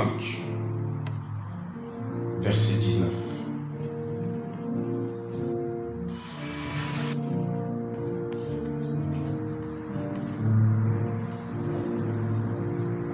Il me dit quoi? Il me dit, nous savons que nous sommes de Dieu et que le monde entier est sous la puissance du malin.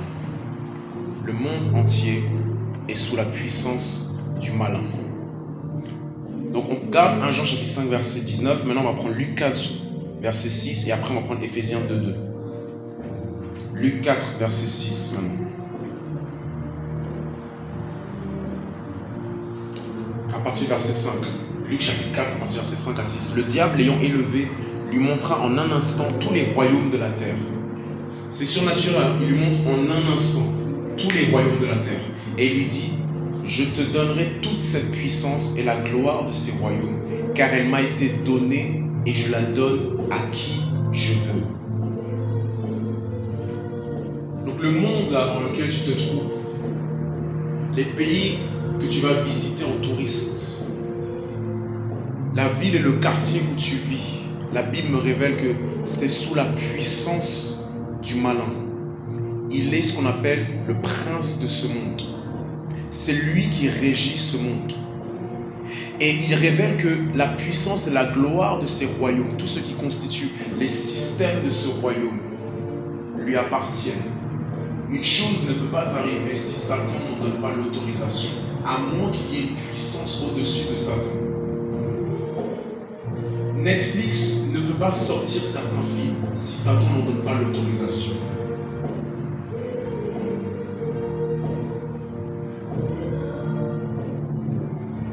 Un chef d'État ou un parlement d'un pays ne peut pas voter certaines lois, adopter certaines politiques si Satan n'en donne pas l'autorisation. Là, on est en train de parler de droit spirituel. Il y a des règles, il y a des juridictions. Il dit à Jésus, si tu te prosternes devant moi, la puissance et la gloire de ces royaumes-là, je te les donnerai parce qu'elles sont à moi. Tu ne peux pas avoir des royaumes, la puissance ou la gloire de ces royaumes sans l'autorisation de Satan. Il doit te la donner. Je répète, Netflix ne peut pas sortir certains films. Hollywood ne peut pas sortir certains films si le prince de ce monde n'en donne pas l'autorisation. Les poètes, les philosophes, les écrivains ne peuvent pas sortir et écrire certaines théories. Vous pensez, si le prince de ce monde ne leur donne pas l'autorisation. Parce que c'est lui qui régit toutes choses. Il est le prince de ce monde. Il a des principautés partout. Une principauté, c'est très différent d'on est là à l'église et qu'on chasse un démon. Une principauté, c'est vraiment un ordre dans le système hiérarchique de Satan. La caractéristique des principautés, c'est que ce sont des démons, des anges déchus d'une telle puissance qui sont rattachés à des territoires. Et leur force à eux, c'est qu'ils arrivent à influencer des masses. Ils arrivent à entraîner plusieurs personnes dans la même façon de réfléchir, la même façon de penser. Ils arrivent à rendre esclavage tout l'ensemble de la population dans ce territoire-là.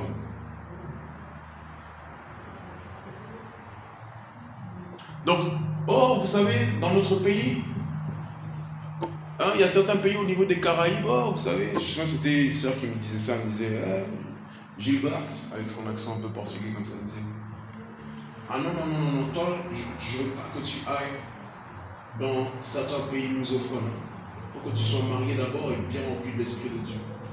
Parce que trop d'hommes de Dieu, quand ils sont là-bas, d'autres personnes sont là-bas, ils ont trompé leur femme, ils sont tombés. Tu es assis comme ça, tu es dans le restaurant, et puis la fille, elle vient, elle t'accoste, et puis tu tombes tout de suite. Il y a certains pays qui sont connus pour ça. Pourquoi? Il y a une principauté dans ce pays qui veut que quiconque va là-bas, c'est un challenge de se garder pur, de maintenir sa sexualité, ses pulsions et ses passions. Parce que dans cette zone-là, la principauté fait qu'il y a une telle pression à ce niveau-là. Il y a une telle pression à ce niveau-là. Gloire à Dieu pour certains voyages que Dieu a pu nous refuser.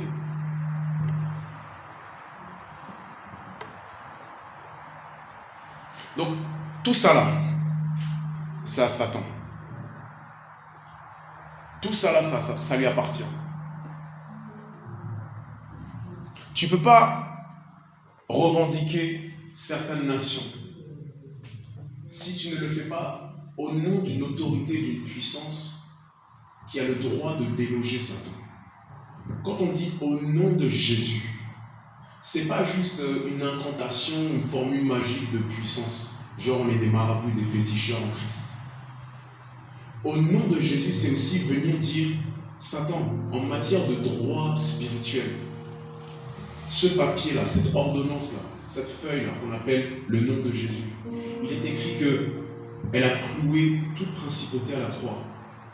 Elle a repris ce que Adam a perdu. Tu n'as plus le droit en fait, tu dois quitter.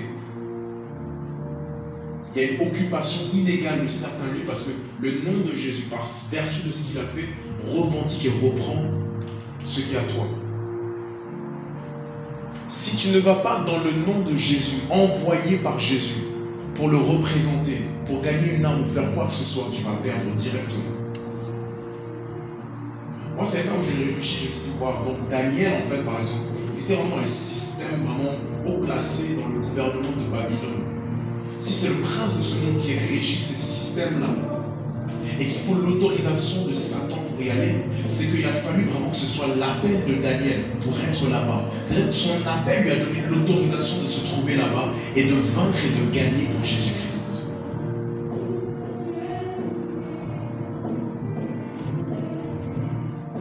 Il dit, je la donne à qui je veux.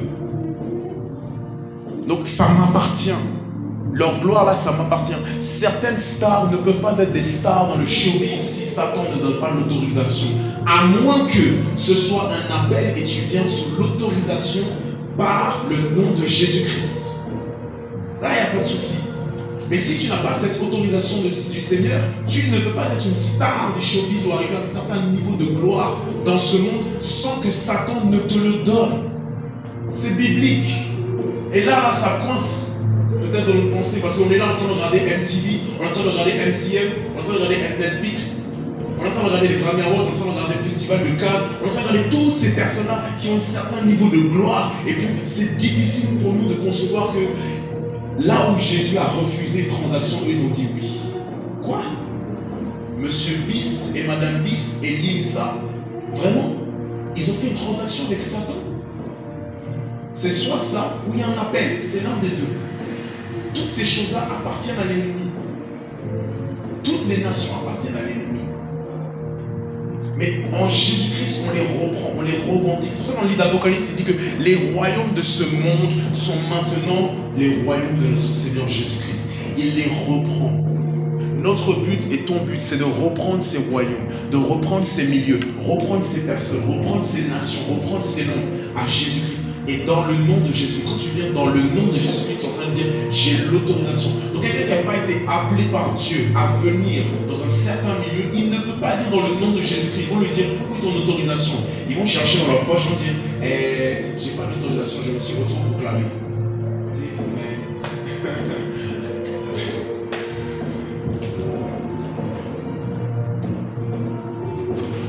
On dit dans le nom de Jésus à tout va. Dans le nom de Jésus, il marche lorsque Jésus t'a consigné.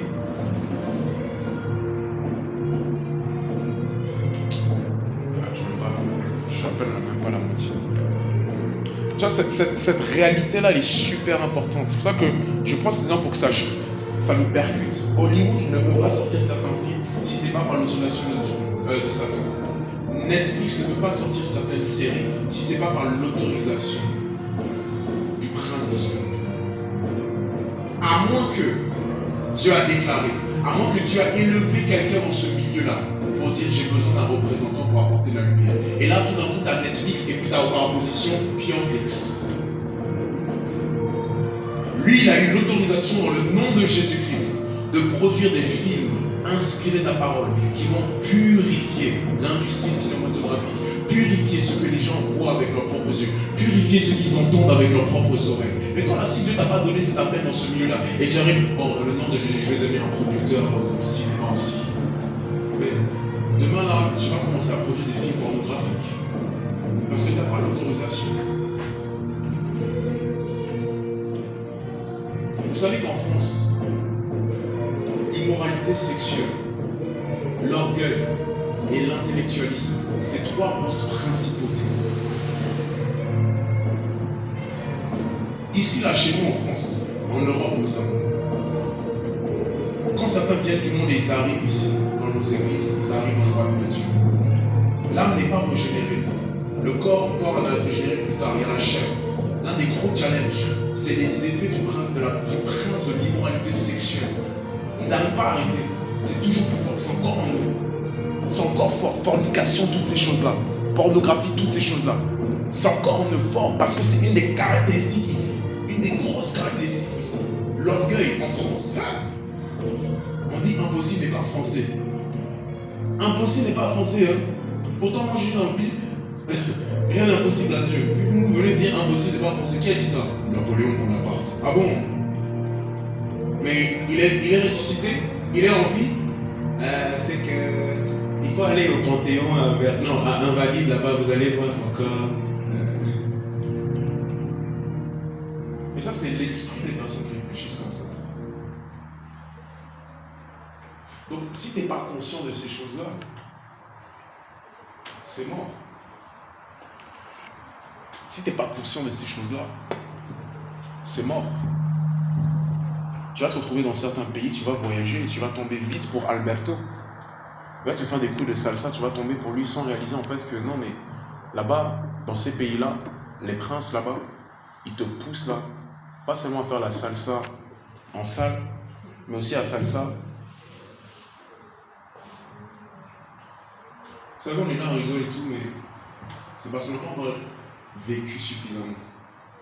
Mais beaucoup de nos prédécesseurs sont tombés comme ça.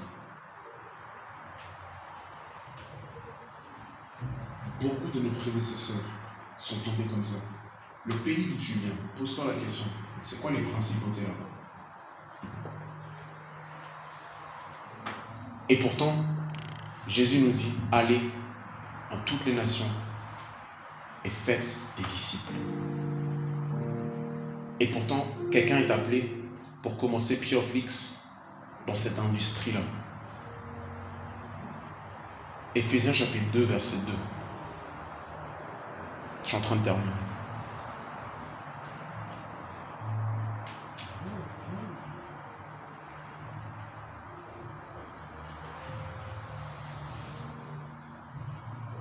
Vous étiez morts par vos offenses et par vos péchés, dans lesquels vous marchiez autrefois selon le train de ce monde, selon le prince de la puissance de l'air, de l'esprit qui agit maintenant dans les fils de la rébellion. Quand un esprit arrive vraiment à agir dans les fils de la rébellion, plusieurs personnes, toute l'humanité, tous ceux qui s'opposent à Dieu, ce n'est pas un petit esprit. c'est pas un esprit qui se chasse, c'est un esprit avec lequel on doit lutter constamment. Et là, il est dit que cet esprit-là, il agit maintenant dans les fils de la rébellion. Il agit dans nos collègues qui ne croient pas en Dieu. Il agit dans nos camarades qui ne croient pas en Dieu. Il agit chez nos voisins qui ne croient pas en Dieu. Il agit sur les habitants de Paris qui ne croient pas en Dieu. C'est le fils, le prince de la puissance de l'air, de l'esprit. C'est un esprit qui agit en nous. Donc, tu ne dois pas juste regarder des corps, tu dois regarder un esprit. Donc, quand tu as affaire à un Parisien, tu n'as pas seulement affaire à Bertrand, tu as affaire à l'esprit qui agit en Bertrand. C'est là où il y a une dimension spirituelle dans le combat que tu mènes. C'est là où il y a une dimension spirituelle dans le combat que tu mènes.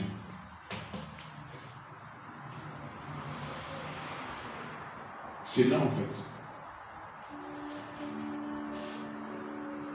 Donc, quand tu te rapproches de Bertrand, et que tu veux lui proposer Christ, quelle que soit la façon dont Dieu t'a inspiré, l'esprit qui agit en Bertrand discerne que j'aime pas ça.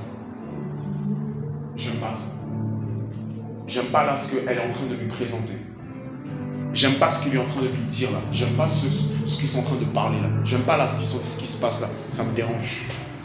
Qu'est-ce qu'il va faire cet esprit? Il va tout faire pour te résister. Qu'est-ce que Satan ça veut dire? Satan, ça veut dire quoi? L'adversaire, celui qui résiste. Satan se définit par la résistance. Il oppose, il résiste, il apporte des blocages, il apporte des ralentissements constants. Moi, je pense vraiment que Satan, il fait tout pour frustrer nos vies et notre quotidien. Je pense vraiment que parfois, il y a certaines démarches, elles durent. Parfois, les métros, tout est bloqué. Parfois, tu as une sale journée où quelqu'un est venu te... je ne sais quoi. Parfois, je suis convaincu que c'est l'ennemi qui veut juste frustrer l'enfant de Dieu. Parce qu'il sait que tu as peut-être compris la parole le dimanche, mais il y a encore les deux autres configurations. Si ça n'a pas de racine en toi, c'est mort. S'il y a les soucis de ce siècle-là, je t'ai eu. Dans l'église où j'étais avant, franchement, je me suis dit, on va faire ça, c'est genre. On a regardé une séance de délivrance. C'est un prophète qui parlait avec un démon. Donc une femme qui était possédée par un démon, c'était une conversation finalement entre le démon et le prophète. Et le démon commençait à dire un peu les stratégies qu'il faisait pour l'empêcher de venir à l'église. Il a dit, à un moment donné, son ami l'avait appelé pour venir à l'église. J'ai changé le programme de sa chaîne préférée pour qu'il mette sa série préférée. Finalement, elle n'est pas allée à l'église, elle est restée assise pour regarder sa série préférée. Parce que pendant que toi et moi on est en train d'écouter la parole, quelqu'un qui n'est pas ici, ou qui n'est pas dans un endroit pour écouter la parole, il écoute quoi? Hier soir, tous ceux qui ne sont pas venus, ils n'ont pas écouté ce que tu as écouté. Peut-être qu'ils ont écouté d'autres choses que Dieu voulait, mais ceux qui n'ont pas écouté Dieu, que ce soit ici à l'église ou en dehors, ils écoutaient quoi alors? Si maintenant tu multiplies ça par 52 semaines, puisqu'il y a 52 semaines en un an. Maintenant tu multiplies ça sur une décennie, voire 10, constamment. C'est normal qu'ils deviennent ce qu'ils deviennent, leur vie est comme elle est, et c'est normal que leur éternité est jeopardized. Leur éternité elle est cassée. Il y a un enjeu spirituel à être assis, à écouter là. Il y a un enjeu hautement spirituel. Il y a un enjeu hautement spirituel. L'esprit qui agit dans les fils de la rébellion. Tu dois être suffisamment spirituel pour réaliser que lorsque tu parles à ton camarade de classe là, tu es en train de pas seulement de deal avec Bertrand, tu as aussi affaire à l'esprit qui agit en nous. Donc quand Dieu t'appelle à aller vers Bertrand, encore plus quand Dieu t'appelle à aller dans un certain territoire, un certain quartier, une certaine ville, c'est comme si tu viens là, tu es à Pigalle, et puis tu commences à prêcher la repentance et la pureté sexuelle. À Pigalle. À Pigalle. Frère Caleb, tu es déjà allé à Pigalle? Tu as fermé les yeux ou tu as vu ce qu'il y a à Pigalle? On a plus le choix. On voit le ciel et le bleu, on voit qu'à Pigalle, il y a des choses. À Pigalle, et tu viens comme ça, prêcher la repentance et la pureté sexuelle. Que votre corps a été créé par Dieu pour être un temple qui veut habiter à Pigalle. Mais tu crois que tu as juste affaire à des pervers sexuels ou des personnes masturbateurs et masturbatrices? Tu as affaire à un esprit qui agit dans ces personnes. Donc quand tu arrives comme ça à Pigalle et tu prends ton micro ou tes tracts ou faire ton programme, je ne sais quoi, mais tu vas être hautement conscient que, en fait, j'ai pas affaire à Bertrand, j'ai pas affaire à Jeannette, j'ai pas affaire à Mamadou, j'ai pas affaire à Chang Chong. J'ai affaire à l'esprit qui agit dans les fils de la rébellion pour les pousser à pécher contre leur propre corps, à souiller leurs yeux et leurs oreilles.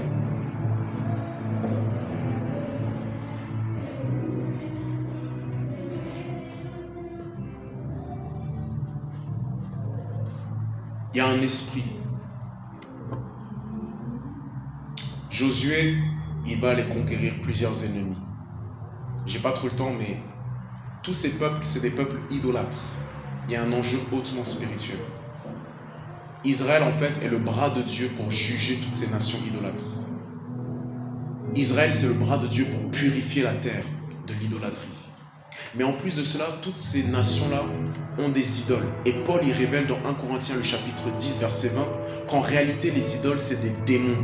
Donc quand vous voyez Goliath, le Philistin, en train de maudire et de jurer sur ses dieux à lui, David et Israël, en fait, c'est un démon qui pousse Goliath à parler ainsi. Quand tu vois David contre Goliath, c'est pas juste David contre Goliath comme on voit dans les dessins animés. C'est un dieu contre un démon. C'est des démons en fait, les idoles. Quand vous voyez certains peuples en train d'adorer certaines idoles, leurs statues, etc., les Moabites devant leurs idoles, etc., devant leurs statues, en fait, ils sont en train d'adorer des démons. Toute personne qui adore autre chose que Dieu adore des démons. Il y a des lieux de pèlerinage ici, là, dans notre globe, ici, il y a des lieux de pèlerinage, on va là-bas, selon nos croyances, nos religions, etc. On est là en train d'adorer, etc. Pas de souci de pluralisme, pas de souci de tolérance, mais ils sont en train de tous, collectivement, d'adorer un démon. Quelque chose qui veut s'arroger, qui veut prendre la place du véritable Dieu.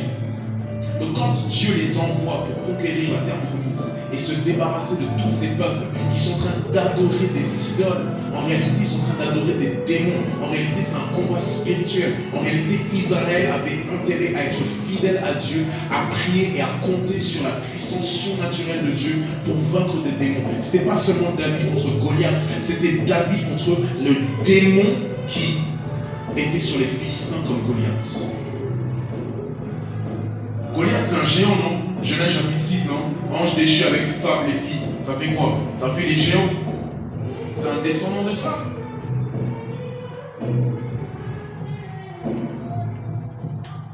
Aujourd'hui, c'est pareil. Toute personne qui n'adore pas Dieu adore autre chose. Et donc, il adore un démon. Il y a un combat spirituel qui est réel. Il y a un combat spirituel qui est réel. Et on doit être pleinement conscient, en tant qu'Église, que tout ce que l'on fait, c'est spirituel. Ramener une âme à l'Église, la maintenir dans l'Église, l'enseigner, prier pour elle, c'est spirituel. Il y a des personnes qui manifestent un zèle en janvier, en février, en mai, juin, écoute, ils sont partis, ils n'ont pas le même zèle. Il y a un esprit qui essaie toujours de les ramener, de les ramener, de les ramener. Récemment, j'ai vu un super film là. C'était Kadi qui nous avait proposé ce film. Je ne vais pas dire le titre. Il est très bien, il faudra lui demander. Tu vois vraiment dans ce film, franchement, que tout est spirituel. Le gars là, il voulait être riche. Il voulait être riche. Et puis il a rencontré une personne qui lui a dit, tu vas être riche, tu vas avoir de l'influence, tu vas avoir des voitures, tu vas avoir des femmes. Je peux te donner tout ça. Il a dit, ouais, cool. Il a commencé à intégrer une secte, sans réaliser en fait qu'il devait donner son âme au diable pour recevoir toutes ces choses. Et à un moment donné, dans le film, il revient vers le gars en réalisant que franchement, il s'est empêtré dans une sale affaire. Il lui dit, je veux plus de tout ça. Il dit, hey, souviens-toi, tu as dit que tu voulais l'influence, je te l'ai donné en échange de ça. Quand je regarde ces films, je dis, waouh, même Satan, il respecte les vœux. Même Satan, il respecte les vœux. Même Satan, il est fidèle. Même Satan, il respecte l'engagement qu'on prend envers lui. Il dit, non, tu ne veux pas partir comme ça. Tu as échangé ton âme contre le monde. Tu as fait cette transaction pour la puissance, la gloire, les femmes, les voitures, les maisons, l'argent, etc., etc. Maintenant que je t'ai donné tout ça, maintenant que tu as fait carrière, maintenant que tu es PDG de je ne sais quoi, tu veux partir comme ça? Non, il n'y a pas moyen. Il n'y a pas moyen. Nous sommes venus avec rien sur cette terre. Si on a quelque chose, ça nous a été donné. Et ça nous a été donné soit par le Seigneur, soit par Satan. À nous de choisir.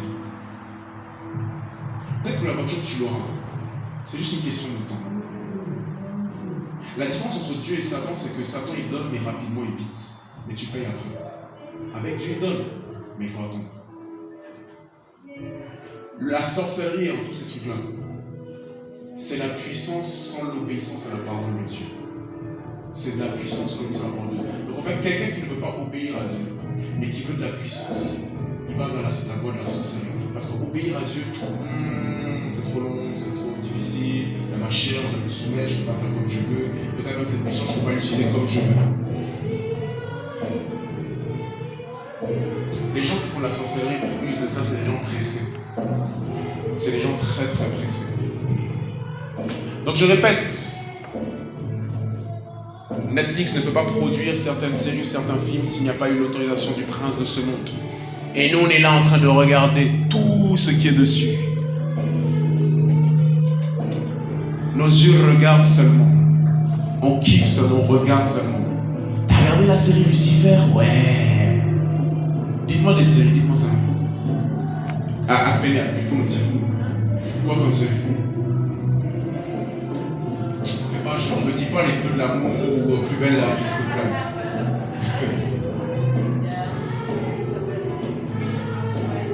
Real Housewives. Real Housewives. Real Housewives. Qui connaît Real Housewives? Quand vous lâchez un péné comme ça, lis. Tu connais, non? Hein? Mais il faut lever la main. En fait, et après, par contre, t'as regardé le House, moi j'ai regardé Desperate Housewives aussi. C'est le même concept ou? Non, ça c'est des femmes riches. Et en gros, on voit leur vie, leur discipline.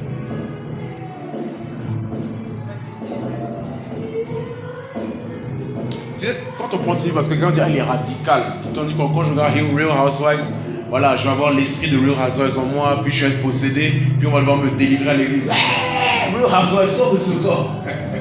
Non. Mais l'ennemi produit entertainment pour mettre des embûches et des bâtons dans les roues de ta consécration. Il donne tellement. Il sait que ce qui a fait tomber Ève, c'était la convoitise des yeux. Il bombarde, il l'offre toujours. Vous savez quoi? Le monde ne sera jamais à court d'idées. Le monde ne sera jamais à court d'idées. Il y aura toujours une nouvelle série, il y aura toujours un nouveau film, il y aura toujours une nouvelle musique, il y aura toujours un nouveau livre, il y aura toujours un nouveau mouvement, il y aura toujours une nouvelle philosophie, il y aura toujours une nouvelle star, il y aura toujours un nouveau Michael Jackson, il y aura toujours. Il y en aura toujours, il ne manquera jamais de ça, tant qu'il peut nous distraire. Et pourtant, Dieu dit, je vais élever mes lumières, mes enfants, et je vais les envoyer dans le monde. Je vais les envoyer dans les villes. Je vais les envoyer dans les voisinages, dans les contrées. Et je veux qu'ils gagnent Christ pour moi.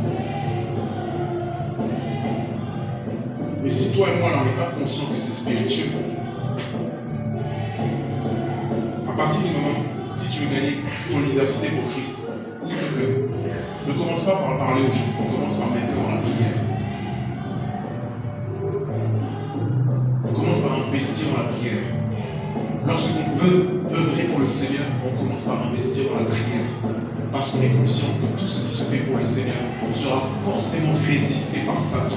Peu importe ce que c'est, aussi petit que ce soit, à partir du moment où je fais quelque chose dans le monde de Jésus-Christ, j'ai affaire à Satan, l'adversaire, celui qui résiste. Et donc, qu'est-ce que je fais? Si j'ai compris qu'on a à lutter, pas contre la chair et le sang, mais contre les esprits méchants, je comprends qui est l'ennemi et que les moyens à employer ne sont pas charnels, mais avant tout spirituels. Il dit car for the weapons of warfare are not carnal, but mighty through God to pull down strongholds. Car les armes que nous avons ne sont pas charnelles, mais puissantes par la vertu de Dieu pour renverser les forteresses. Paul dit dans 2 Corinthiens chapitre 10, verset 3, bien que nous marchions dans la chair, nous ne luttons pas dans la chair. On vit dans les choses naturelles, mais la façon dont on lutte et ce qu'on emploie pour lutter, ce n'est pas des choses naturelles. Si tu ne pries pas, si tu n'obéis pas à sa parole, si tu ne fais pas certaines transactions, certaines choses, tu vas galérer et Satan va se moquer de toi. Donc, j'aimerais vraiment qu'on réalise que quand on parle de victoire territoriale, On est vraiment en train de dire que nous sommes en guerre. Et on va terminer par ce passage parce qu'il est de l'heure.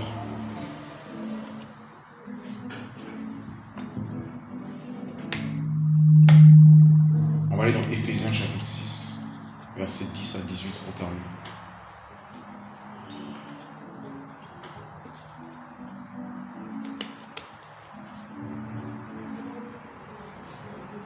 Tout ce que je fais dans le nom de Jésus-Christ est toujours résister.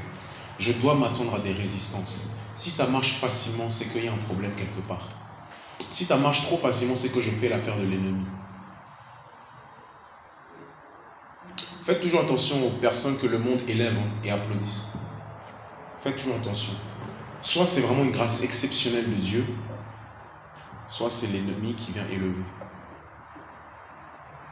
Il va... Bon, j'ai pas le temps de parler de ça, c'est pas grave, une autre fois peut-être.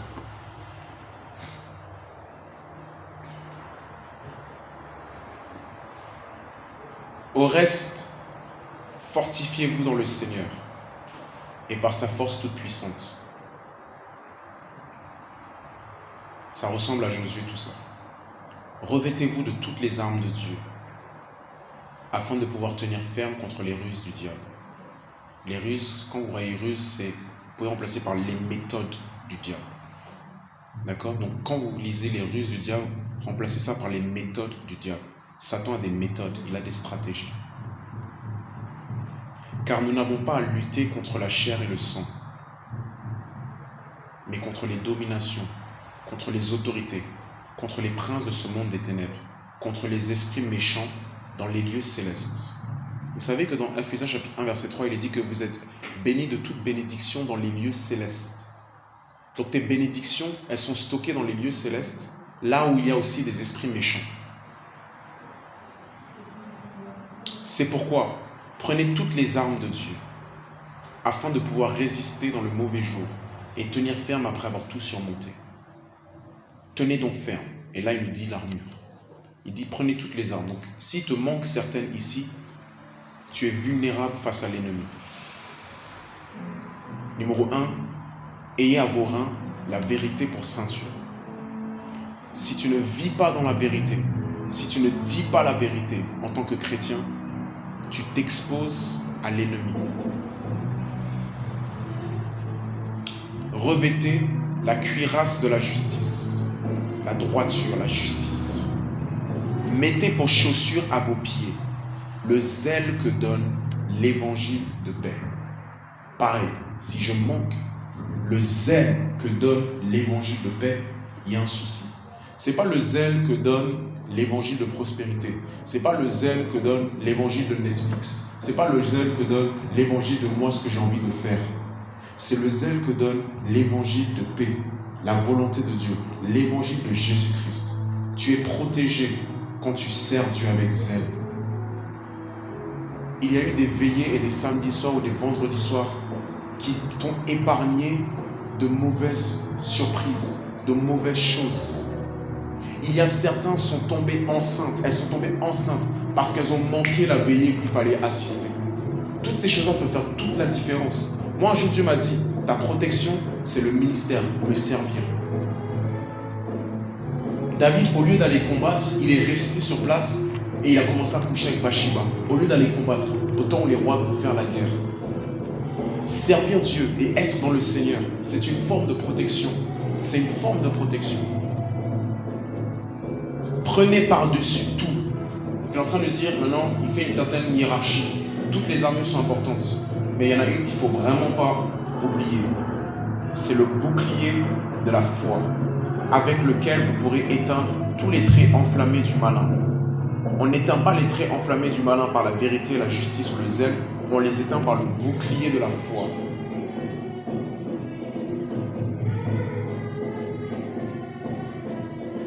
Prenez aussi le casque du salut. Le casque du salut. Pourquoi le casque sur la tête? La protection de tes pensées. Il n'y a plus de condamnation pour ceux qui sont en Jésus-Christ. Satan assaille beaucoup avec la culpabilité, la condamnation. Et l'épée de l'esprit, qui est la parole de Dieu. La seule arme offensive dans toute la panoplie de cette armure, c'est la parole. qui est l'épée de l'esprit. Si tu veux lancer une offensive contre l'ennemi, il va te falloir la parole de Dieu. Faites en tout temps par l'esprit toutes sortes de prières et de supplications.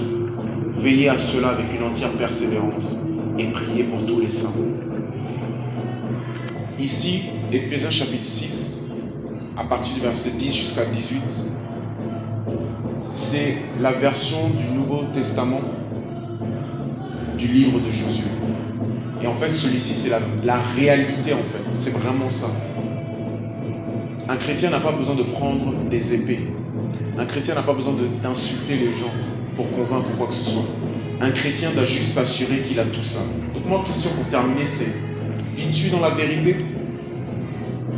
Est-ce que réellement la vérité est dans ta bouche? Est-ce que tu as l'amour de la vérité? Est-ce que tu es revêtu de la cuirasse, de la justice, de la droiture? Est-ce que tu mets pour chaussures? Donc, les chaussures, c'est pourquoi le déplacement, le mouvement, courir. Est-ce que tu mets pour chaussures ce zèle que produit la volonté de Dieu? En gros, il est en train de dire, mettez-vous constamment en mouvement avec zèle pour accomplir la volonté de Dieu, pour propager l'évangile de paix. C'est ça qui doit animer vos mouvements constamment. Ce soir, nous sommes venus et ce qui a animé nos mouvements, enfin je l'espère, c'est le zèle que produit l'évangile de paix. On est quoi aujourd'hui? On est samedi soir. Raïssa, samedi soir. Toi-même tu sais. Resto. Samedi soir, il est quelle heure? 10h15.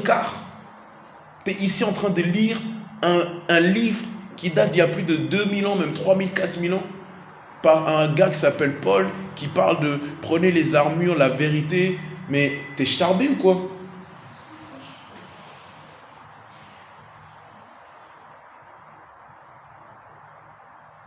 Si c'est pas un esprit qui fait ça, si c'est pas un zèle qui fait ça, en plus ça massie pas les os. Mais on va prier, parce que je vous dis, le fruit de tout ça, c'est la vie et la justice, c'est la bénédiction. Vous savez, ceux qui décident d'être fidèles avec Dieu, l'une des difficultés, c'est que au début, leur Dieu, on dirait les silencieux où il ne se passe rien, et ils voient les autres autour d'eux en train d'avancer, de prospérer, on dirait qu'ils se sentent bien. Mais le jour où le déluge vient, ceux qui ont dit oui à Dieu diront on avait raison. On avait raison. On avait raison. J'ai discuté récemment, je vais terminer avec ça, avec mon très cher frère, le responsable de groupe des jeunes à Strasbourg, qui s'appelle Georges. Il est en train de parler de l'œuvre qu'on a faite avant à l'époque par rapport au groupe des jeunes à Strasbourg. Et on était vraiment en train de faire un état des lieux pour voir qu'est-ce qu'ils sont devenus maintenant. Ouais, que voilà, certains n'ont pas forcément pris la voie que le Seigneur inculquait. D'autres, ça va. D'autres, c'est en temps de scie.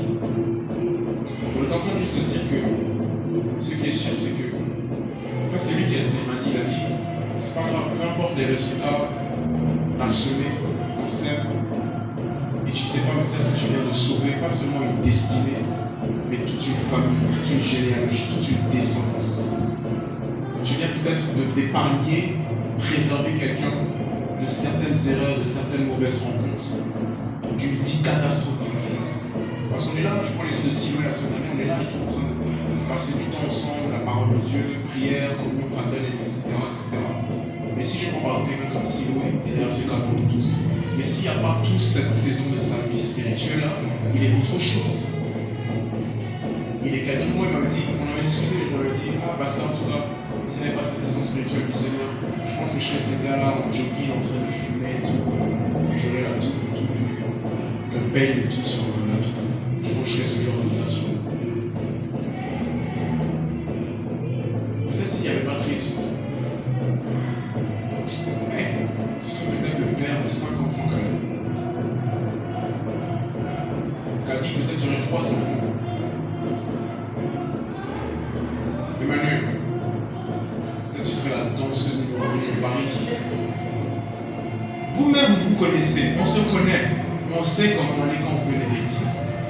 On sait, on connaît le combat et le but. On sait que si c'est pas Christ qui nous restreint là, c'est chaud. Donc on va prier pour terminer. Comme ça on va rentrer suffisamment tôt pour se reposer.